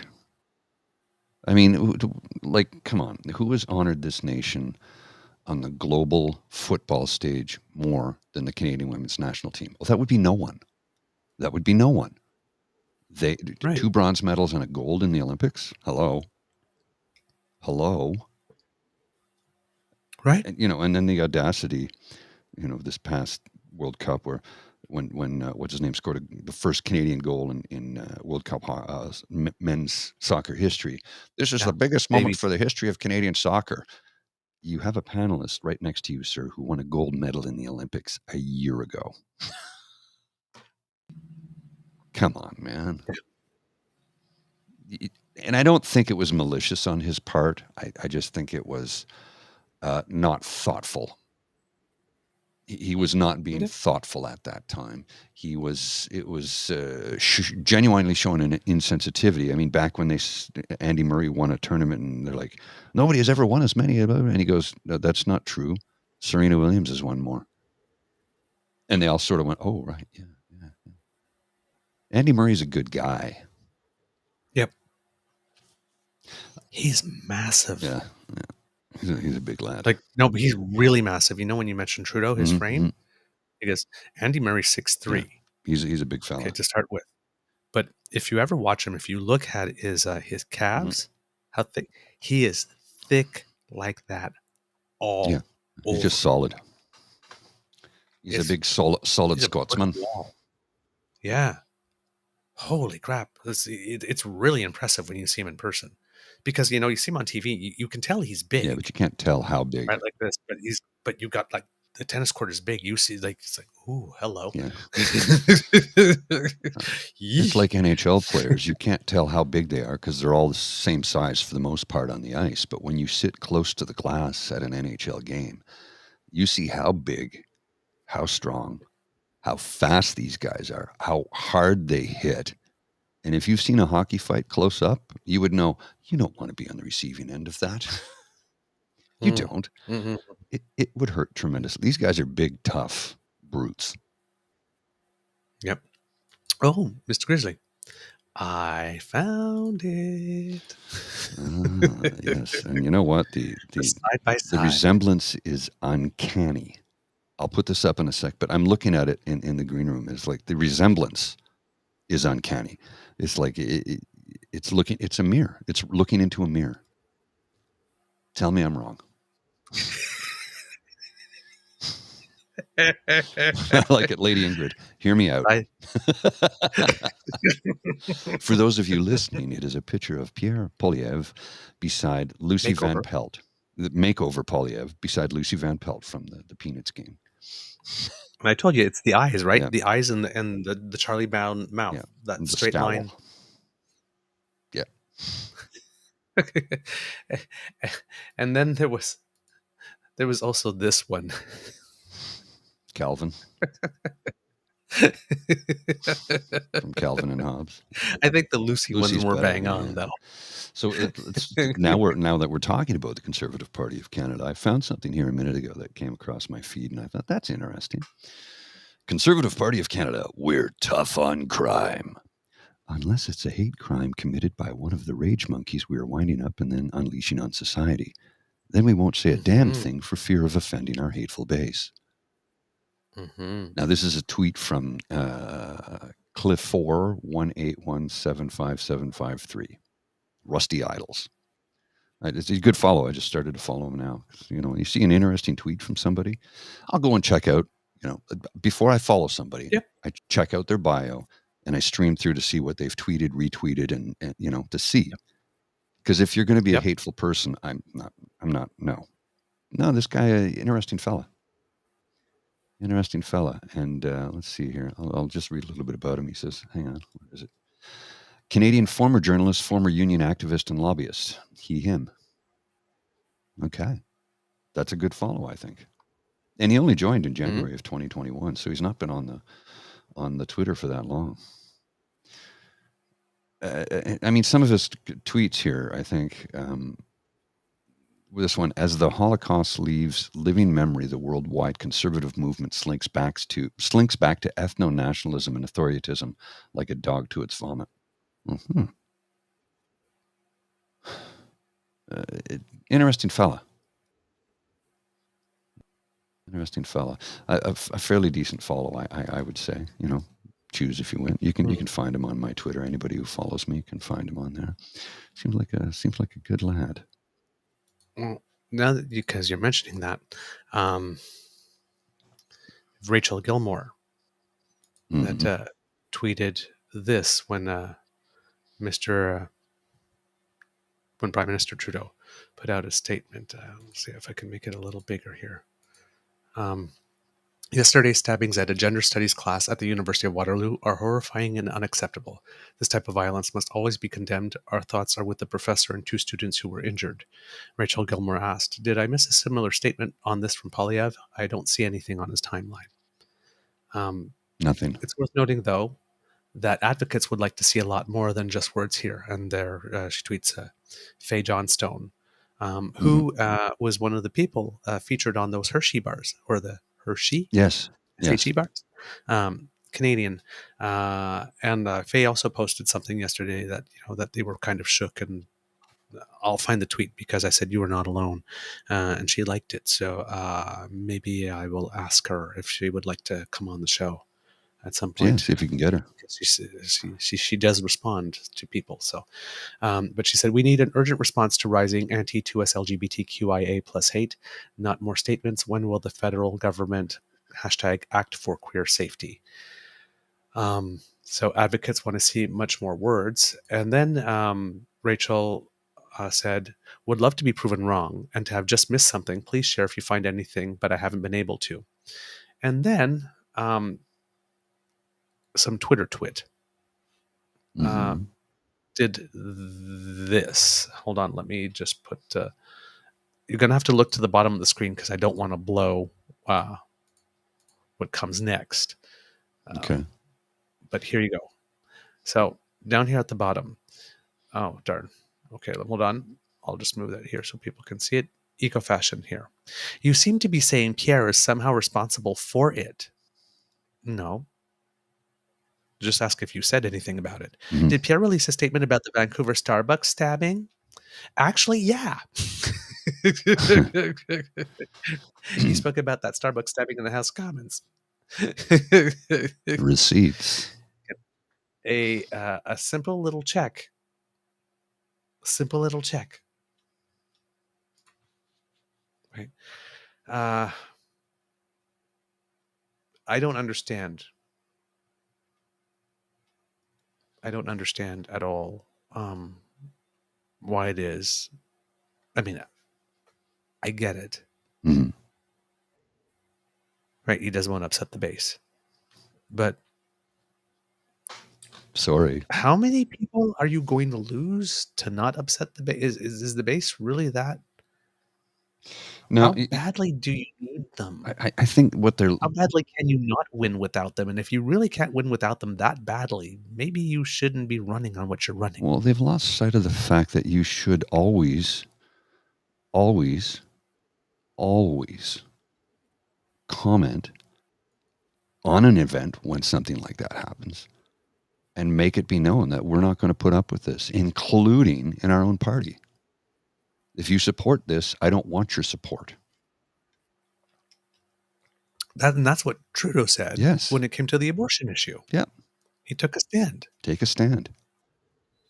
Because whatever you think in your personal life, if you're a member of this party and you're speaking publicly, you're advocating for choice. You can't please. Or else you can't be a member of this club. You can't please everyone, right? So it's ridiculous to try and bend over and not offend the group of people that support that action. Well, you know what? Fuck them. I'm not going to support those people. Anybody who supports what that guy did, fuck you. You don't get my support. You get my disdain. And any politician who doesn't call that out is not worth the time of day. Mm-hmm. Because they're not calling that out. That's a tacit support thereof. And guess what? They throw you under that bus too. It's simply how it works, right? Right. It's a predictable play. It's an interesting comment from Linda. I think he really doesn't want to comment because, while he doesn't outright support it, he has sympathy for it. There's MGTOW hashtags, right? Yeah.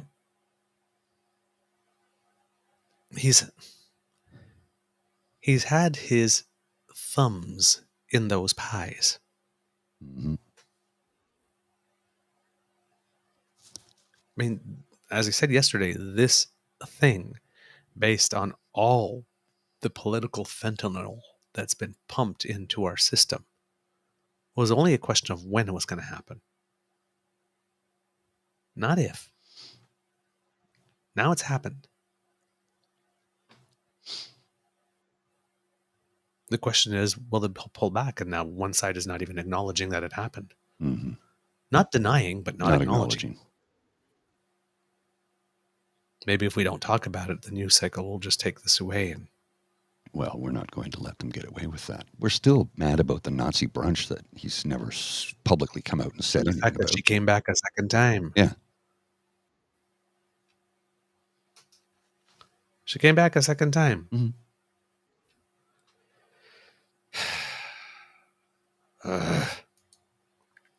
Mr. Grizzly, if you have something, can you take it for a while? I want to queue something Yeah, up. I have for Ottawa residents and for people around the country who I'm sure are familiar with our LRT woes, our light rapid transit, light rail Ew. transit.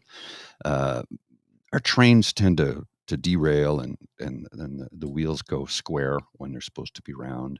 And if there's a bird that lands on a wire, it shuts. Like, I mean, it's really pathetic how bad it is. Well, we had to shut down today because of freezing rain. We had a buildup of ice. Oh, really? In Ottawa? Ottawa had a buildup of ice in the winter. You mean the second coldest national capital on earth had a buildup of ice? You didn't account for this in your design?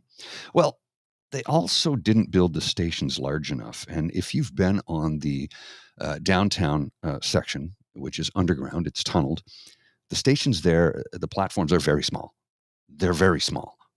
They're lovely, but they're very small.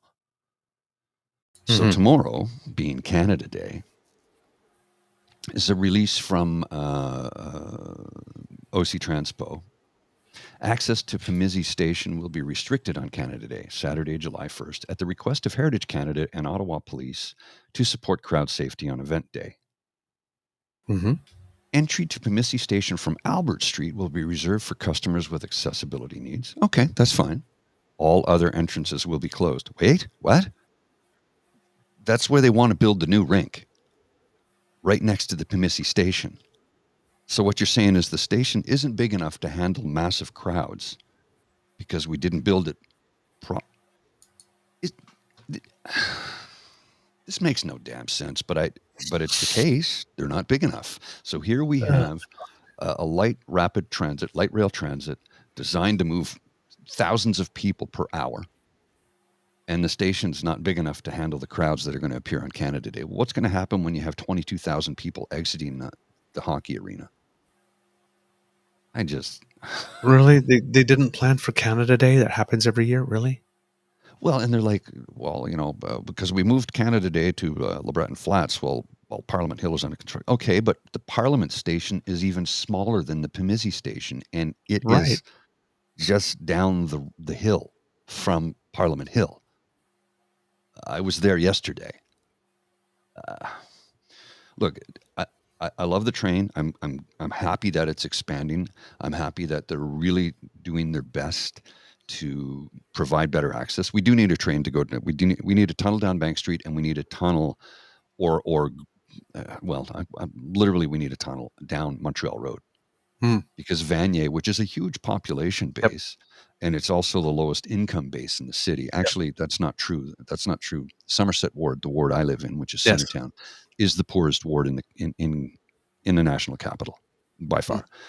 But Vanier does not have adequate service. We need a tunnel that way too. And there's people who are pushing for it. They're pushing for a Bank Street tunnel so we could have a stop at Lansdowne. So if you Yep. want to go to a concert or a hockey game or a Yep. football game at Lansdowne, which is a major greeting place now, Yep.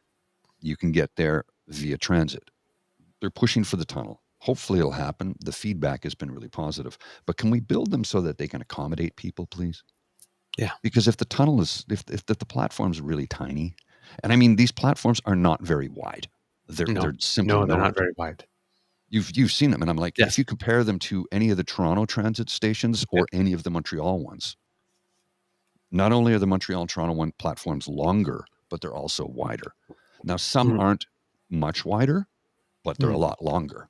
Yep. And you have to understand the platforms here in Ottawa have escalators and then a separate elevator bank, which takes up a lot of the space on the Right. platform.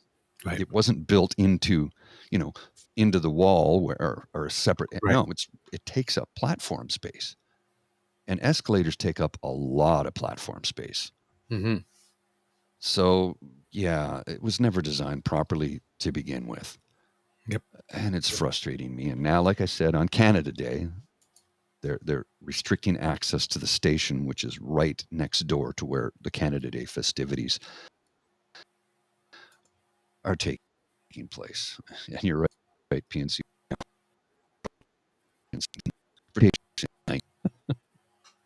It's true. Ah. It's true. Speaking of transportation. If you happen to be living in BC ferries have warned that their crews are still short staffed even after following its biggest recruitment drive in years, which means that for the Canada Day long weekend, there could be long waits for those willing to travel or wanting to travel between Vancouver Island and the mainland, as one ferry is out of commission and in repairs. Show and go customers are probably the ones that will be the most affected, facing potentially hours of wait to get on a ferry with their vehicle.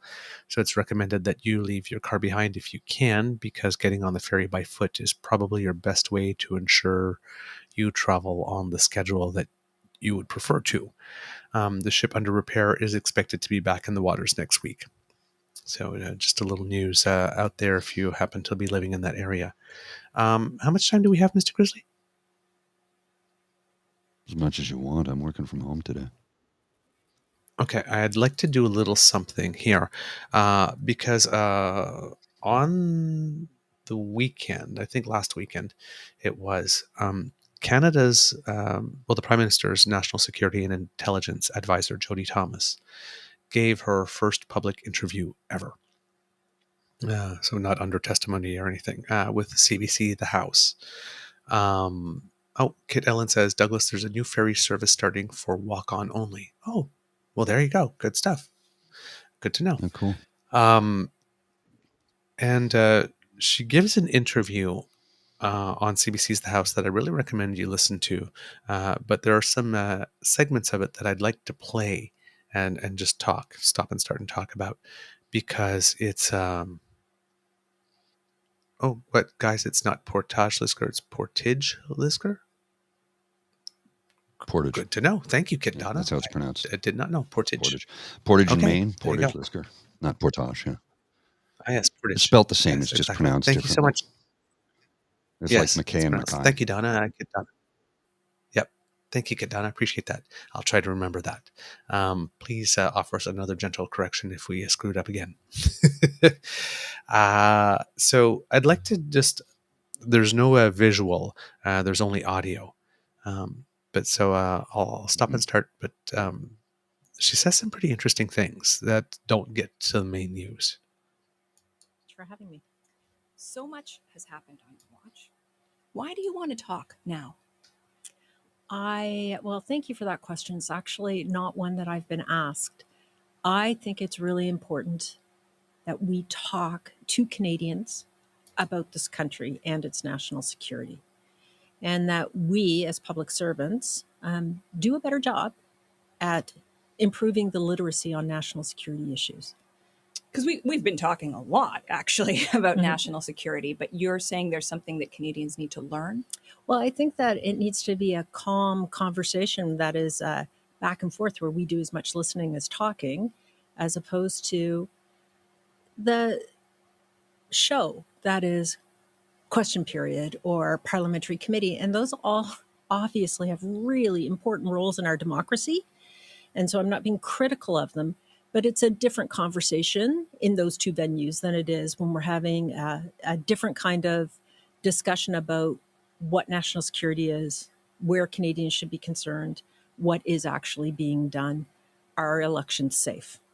I think one of the best ways to do that is to actually get into some of the substance of what has been going on. So let's start there. The Globe and Mail's whistleblower, who has leaked significant national security information about foreign interference, driven a big part of this conversation, wrote, "It had become increasingly clear that no serious action was being considered. Worse still, evidence of senior public officials ignoring interference was beginning to mount." How troubling is it for you that someone in the security sphere would believe that it is worth going to prison in order to get attention for these issues? It's incredibly disturbing on a number of levels. One, that they would be so unaware of what has been done. That two, they would risk our national security in order to leak information and gain some notoriety. And three, that Gain some notoriety. I think so. And I think three, leak parts of information that don't tell a complete story, that perhaps look salacious and scandalous in a headline, but don't tell the complete story of what came before that piece of intelligence that was leaked and what's come after it and what the analysis is and what's been done with it. It seems to me that you are suggesting that in a way that there's not any value in what's been leaked. And I would look at, for instance, the example of this intelligence analysis that made it known to the public that there had been potential foreign surveillance of Michael Chong's family overseas. Like, surely there is public value in taking a closer look at that. It got attention for something that was in many ways ignored at the time. You see no benefit in the conversation that we are having right now? I can't ascribe the word benefit to it, but I do think to leaking. There's no benefit to leaking. I will never concede there's a benefit.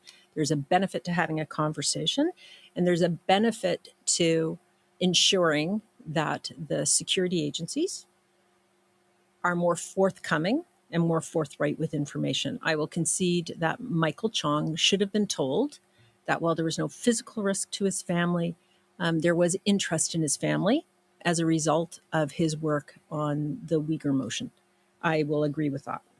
Given that we are having a conversation, though, that you acknowledge that we should have been having, I wonder if you still believe that the whistleblower or the leaker, I appreciate that both of those words are loaded in different ways. Do you believe that the whistleblower should be found and prosecuted? I do. Absolutely, I do. The law has been broken. Sources, techniques have been put at risk. Our credibility with Five Eyes allies has been put at risk. There are better ways of doing this. There are better ways of raising your concerns within a national security agency. There are better ways of trying to bring some light to this topic than risking Canada's national security. You believe it should happen. Do you believe it will happen? That the person will be found? I do. Do you have any sense of? I do not. Okay. Not that I can share. Do you have any sense the person will be found? I do. Very calmly, yet assertively stated. Oh, yeah. There is no benefit to leaking. It's amazing how firm and crystal clear she is without having to get excited or raise voice or change tone. She impresses me. Now, she took her position 2 weeks before the convoy started. Mm-hmm. So she was just thrown right in. I highly recommend listening to the interview, the rest of it, because there's lots of details about how information. She's saying it's not so much the circulation of information within the agencies, but what happens to it when it goes out. And she makes she'll give you as much detail as she can. She seems to be as forthcoming as she can with the details that she can be. But she mentioned the same thing. David Johnston, she said, basically leaned forward as much as he could with the information that was sensitive. She admits that a public inquiry could be possible, but it would require a lot of work. And the things that are most interesting to the public are the things that won't be able to be spoken about publicly. And my personal fear, I don't sure if she mentions it, but my personal fear is that creates then an avenue for everybody who's on the opposition side to then just turn around and say, look, another cover-up, and which only then feeds the cycle of lessening the confidence in the process. Because that's going to happen. There are people that are paid and have a vested interest in saying that line before a process, before anyone's even appointed to supervise that process. That strategy's in the can. Whatever the process says, we say it's a cover-up. Well, if it's about national security, that makes it way much easier, right? Now we can't talk about that. We can't talk about, what are you covering up? So, do take the time. Do take the time to listen to this interview. The whole episode pretty much is it's called Canada's Top National Security Chiefs Speak Out. CBC The House, hosted by Catherine Cullen. There's some stuff at the end of the episode about the response to passage of BLC 18, which is the Online News Act, which has all the stuff going on with Facebook. But the principal part of this episode are talking with people in national security and getting a better idea and getting little bits of information that you about process and how things work that you're not getting on the news, so that you can get the fuller picture of how it is possible. Maybe that so how is it that the prime minister didn't know this, or so you might get a little bit of insight into this. She also assures in the interview that there's some information that did not get out of the agency to the prime minister and all that kind of stuff, but she has seen from herself that when the information did finally get to the prime minister, because it got public, that he was immediately seized with it and did take it very, very, very seriously. Now, of course, one is going to say, of course, she has to say that because she's the prime minister's national security and intelligence advisor. But there's not much in it for her to lie about that. No. Nor is there for our national security apparatus.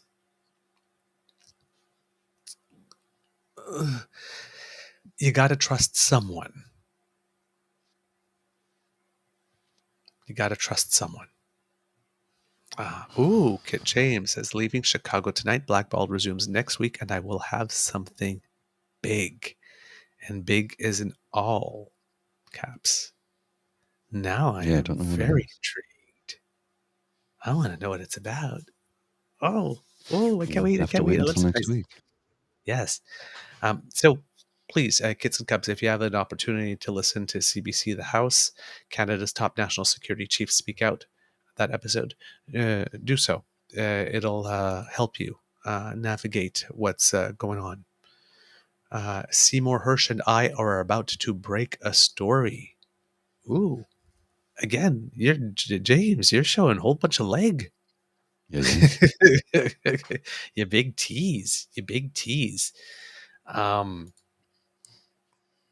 think that's... Oh, yes, this is one more thing. If you are looking for some information about wildfires and smoke and all that kind of stuff, CBC News has a climate dashboard on that you can look for specifically. That'll help you get information all in one spot.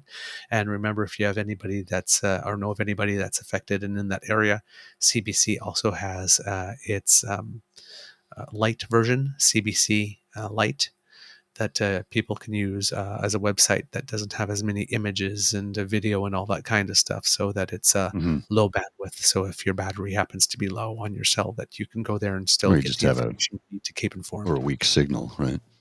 Right, or a weak signal. So just remember to get that information out there. A couple things that we... something we mentioned yesterday very briefly when we were talking about the price of food. Canada Bread, which is the company that used to be owned by Maple Leaf Foods, they were the ones that were charged in the bread price fixing thing. They had a $50 million fine imposed upon it by the Competition Bureau after it had admitted that it colluded to fix bread prices, resulting in price hikes in 2007 and 2011. One of the reasons this happened is because Maple Leaf Foods doesn't own Canada Bread anymore. It's now Bimbo, which if you've been to Mexico, you've probably seen Bimbo all over. So they've taken up, and I guess they're clearing house. And it's like, yeah, okay, I guess that happened. So they can afford, I guess, to take the public accountability because they weren't there at the time that it happened. Right, it wasn't Bimbo that was managing, so they're cleaning it up. Legal expert Jennifer Quaig says that it's exceptional to provide for compensation for victims in this type of criminal prosecution, because a lot of people are wondering, why does that $50 million fine go back to the government rather than to the people? Because this one specifically is a criminal prosecution. It would be difficult to distribute that cash. Who got it? Can you prove it? Whatnot. A lot of people are calling for it to be donated to a charity, though, or food banks or something of the sort. Food banks, yeah. Yeah. Now, the difference when people will point to, well, what about that Keurig thing in 2022? Because Keurig gave $800,000 to an environmental charity for misleading claims that its coffee pots could be recycled. Well, that was a civil case. So different. Yeah, civil case. So in civil case, you can sue for those damages. So there are 2 class action civil cases that are already underway. I guess Canada Bread. So whatever next settlement comes out of that will be the one that people will be able to apply for compensation for having been dinged in the bread price fixing thing. It seems, according to the Competition Bureau, the investigation is still going. So for the people who are wondering how is Weston Bread not equally guilty, that's probably why. But That'd be a good reason. but we're in 2023, and they're imposing now a $50 million fine for activities that led to price hikes in 2007 and 2011. Slow wheels of justice in government, These cases are complicated. Exactly, Yeah. Linda. We will get enough to pay for a sandwich in between Yeah. whatever the price, whatever compensation you get, whatever its value was in 2007 or 2011 versus today. It's probably Irrelevant. you'll be lucky to get crumbs. I got a couple of quick graphics here I want to put on the screen. All right. I'm going to start with this one because it's been the topic of discussion for a little while today. Mm-hmm. Conservatives attempting Poilievre likability makeover. He's just spewing out gray smoke. Ditching the glasses may not be enough.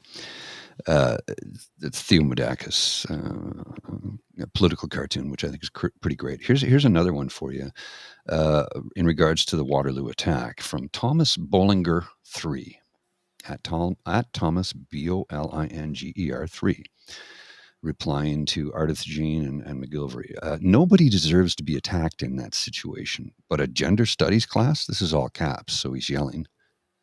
Multiple question marks behind that statement. A gender studies class? Come on, there are 2 genders, and we all know how they work. Teach these kids something useful. Pretty clear why someone was pissed. It's kind of like saying, in his own way, they deserved it. I mean, it's conjecture. The very existence of a gender studies class, because there are only 2, and I guess all we need to know is how many there are. Yeah. We don't have to study throughout the years how it's evolved. Like this, how things can get better for the future. How we tell me you're an ignorant prick without telling me you're ignorant, and then turning around and saying like, well, gee, it's completely understandable. This reaction is perfectly a reaction. This reaction to the fact that a gender studies class actually exists. Well, gee, it's perfectly understandable. I'm not saying they've existed for a long time. I'm not saying that they deserve this, but it is completely reasonable and normal that the very existence of someone of this type of class would trigger someone to the point of wanting to attempt to take people's. No, it's so. In other words, that thing that you led with, everything that came before the but, means nothing. Yeah, means nothing. Means nothing. I have another one here I want to post. Well, no, maybe I'll save that for later. Sorry. We should start wrapping up because we're hitting the 2-hour mark, and we usually like to wrap up around the 2-hour mark on a Friday. You said yes. I have one more graphic I want to put on the screen here. Joe put this together, and I thought it was cute and funny, so I kept a copy of it. And I meant to talk about it earlier, and I just got sidetracked. So I'm going to, I'll show this, and then I'll mention something else. So this is from Joe, the de-beardification.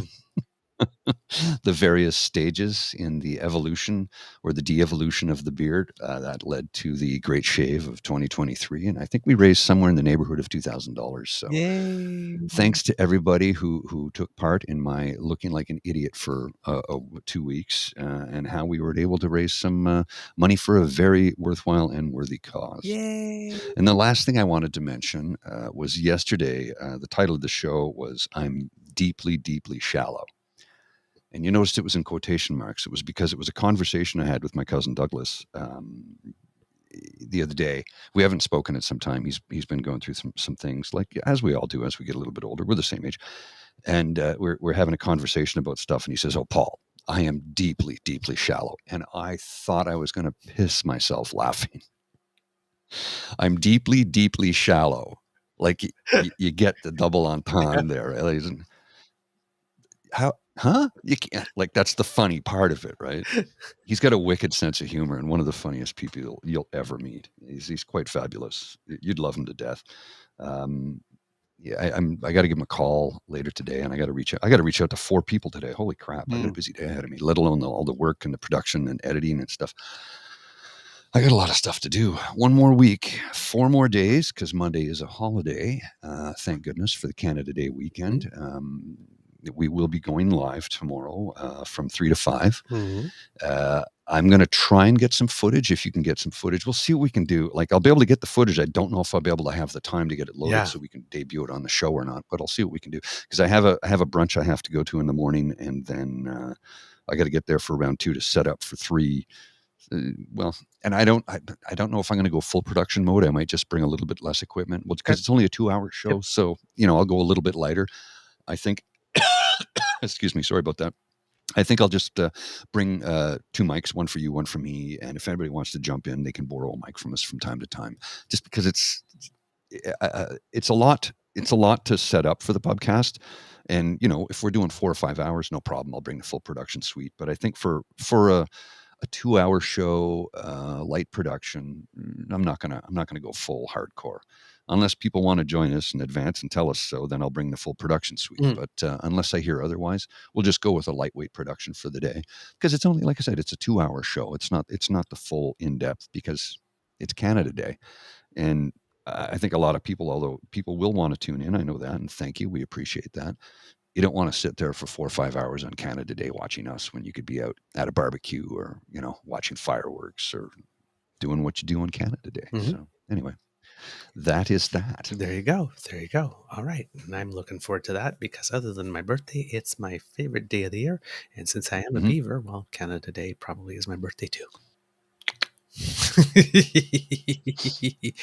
All right, kids. I think we have a show. Thank you for your patience. This one's was a little less organized than usual. So thank you so much for being patient and understanding with the fact that I didn't have time to prepare as I normally do, by virtue of the fact I was ill. To all of you who had been, I know you're not going to hear this until you actually hear this on the download, for those of you. But yes, I apologize also for yesterday's show not getting out yesterday. Nothing happened afterwards. So just I took some time to be kind to and gentle with myself. So hopefully we'll get both episodes out for the download today. All right. But thank you for your patience. We really do appreciate it. Kids, that's the end of this episode of the Daily Beaver podcast. We hope you love listening to us, because we love making this for you. Remember that sharing is caring, and word of mouth is priceless. So let your peeps know about us, because democracy is something that you do. Get out and celebrate tomorrow. I know, and I know that not everyone, particularly within our Indigenous community, feels the same about Canada Day. We get understand. We get it. We get it. We get it. I've actually been chastised for loving it as much as I do. They're like, how can you? And I go, because I'm celebrating the fact that there are millions of people that come here and make a home and a life for themselves, and that we are striving to do and be better all the time. Yeah. It's a secular day. Yeah. For me, it's just, each one of our relationships to the nation is different. It just is. We have different pasts. We have different backgrounds. We all come from different places. Mine, I'm happy to say, is good. So I love my country, but that doesn't mean I can't sit there and can't understand that you may be coming from a different place. Exactly. And I can respect that. And I have room for that, because this is Canada. Heck, if we've got room for a separatist party in our House of Commons, because we can admit that even though most of us are not separatists, separatism done legally and in an orderly fashion is a viable political point of view, even though we don't subscribe to it. Certainly we can make room for the fact that, people whose families' entire relationship with the nation has been marred by, or painted with, cruelty and sadness and loss, and more struggle than there should have been. All of the things, as the saying goes. All of the things. Right? I can make room for that. I can understand that. I can understand that. But for me, um, I love this place. So I will be, and like you, I'm so proud to be Canadian that a lot of people say, you know, you need to tone that down because I think it's illegal to be that proud in 6 provinces in one territory. I think we have laws against that. Pipe it down. Yeah. So I'm going to be having a wonderful time. I always love Canada Day, particularly in the nation's capital. If you've never been here for it, you know, Gotta do I know it's late to get here for this year, This year. but maybe next year we can try and organize a rally of the Kits and Cubs to come up for Canada Day. And because it really is, if you've never experienced Canada Day in Ottawa, you've never truly fully experienced Canada Day. You haven't. It is the biggest party in the country, and we go all out for it. On And it's a that day, the marathon. biggest party in the world. Yeah, it's a marathon. It is a marathon, and if you can run the whole marathon, like, congratulations, you're one of us. It's not easy, but if we, maybe we'll let's see. Maybe we'll work on putting something together for next year Canada Day. This just popped into my head now in real time, so it's like maybe next year we can try and organize a gathering of the clan, if you will. Oh, maybe that's a better gathering of the clan. Well, Scottish clans from the Highlands. Okay. I know. Gathering of the Kits and Cubs next year. For those who want to make it to Ottawa, we can arrange for try and help you arrange hotels and that sort of thing. I mean, I can try. I don't know if I'll be successful at it, but I can't let anybody stay with me because my girlfriend will be here, and that's just my 1-bedroom apartment. So, but there's room in the bathtub. I suppose if you're tiny. If you really like this podcast, you can find us on the Crier Media Network, as well as all Beaver Grizzly friendly platforms. Ciao to whoever's listening to us in Italy. We're on the charts in Italy. We're still in the charts in Italy. We had a little pop on the charts in Hungary and some in France recently as well. So yeah, we're going global. But in Italy, we seem to have been on the charts for like a solid straight week. So whoever's listening to us in Italy, thanks. Yeah, ciao bello, ciao bella. If you like this podcast, like I said, you can find us on all the Beaver Grizzly platforms. Stars and reviews are appreciated if you're listening to us on Apple. We love to hear from you. Reach us on our Facebook at True North Eager Beaver, our Twitter feed at True Eager, or by email at truenortheagerbeaver.gmail.com. You can subscribe to us via our pod page, podpage.com/the True North Eager Beaver, lowercase letters with a hyphen between each one of those words. Why not also subscribe to our True North Eager Beaver Media Incorporated YouTube channel? That helps us out big time.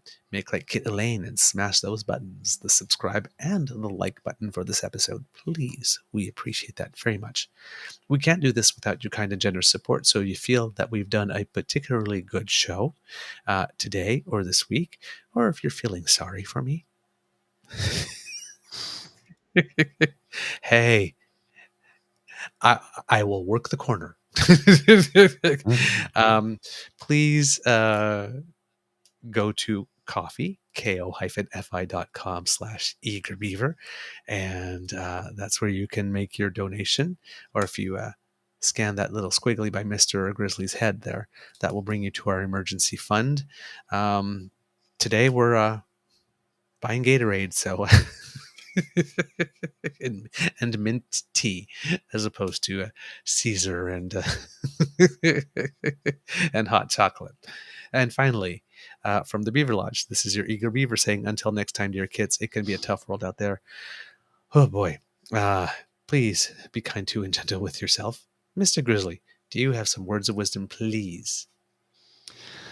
On this Canada Day weekend, my favorite day of the year, the biggest party in the country, get out and celebrate in the manner that you feel that suits you best. But I'm going to give you the piece of advice that I always give out at this time of the year. If you're going to be out in the sun drinking adult beverages, make sure you're compensating with water and or electrolyte type beverage to keep you hydrated, because it can be quite hot on Canada Day throughout the country. July 1st tends to be one of the hotter days of the year.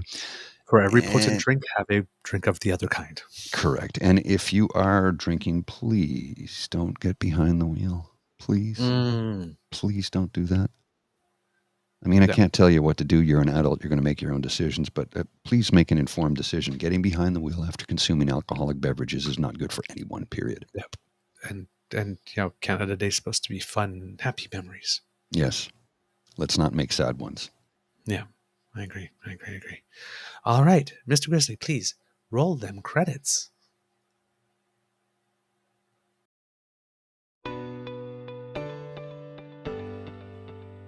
You are listening to a True North Eager Beaver Media Podcast. The True North Eager Beaver podcasts are proudly brought to you by our founding sponsors, the Miss V Mysteries from Corvid Moon Publishing, your source for science fiction, fantasy, and cozy mysteries featuring a broad diversity of characters. CanadianTarot.com, your uniquely Canadian online eclectic tarot community and forum, and The Peppermaster, hot pepper sauces made from fresh farm ingredients to thrill your taste buds and expand your mind.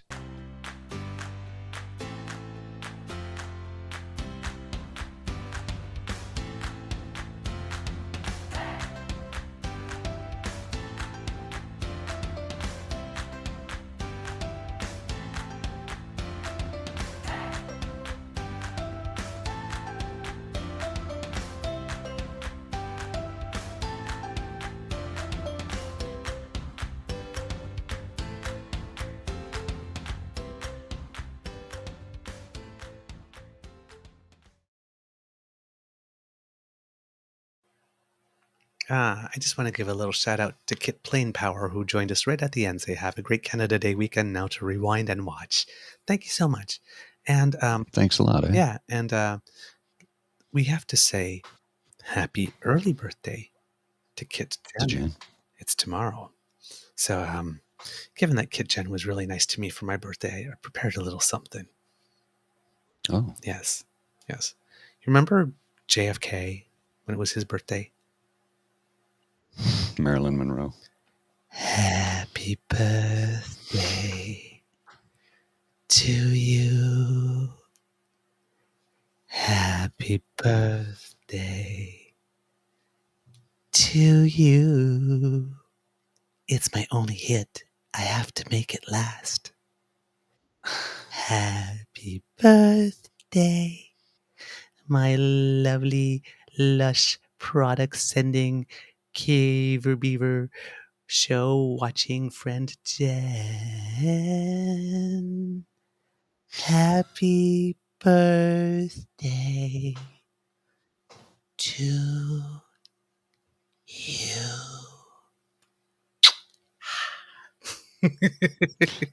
And we'll probably do that again tomorrow when we go live from the pub. Oh, happy birthday to Canada. I love you all so much. You are so good to me and us. Thank you so much. Have a wonderful week. Thanks, hey. Bye. Take care.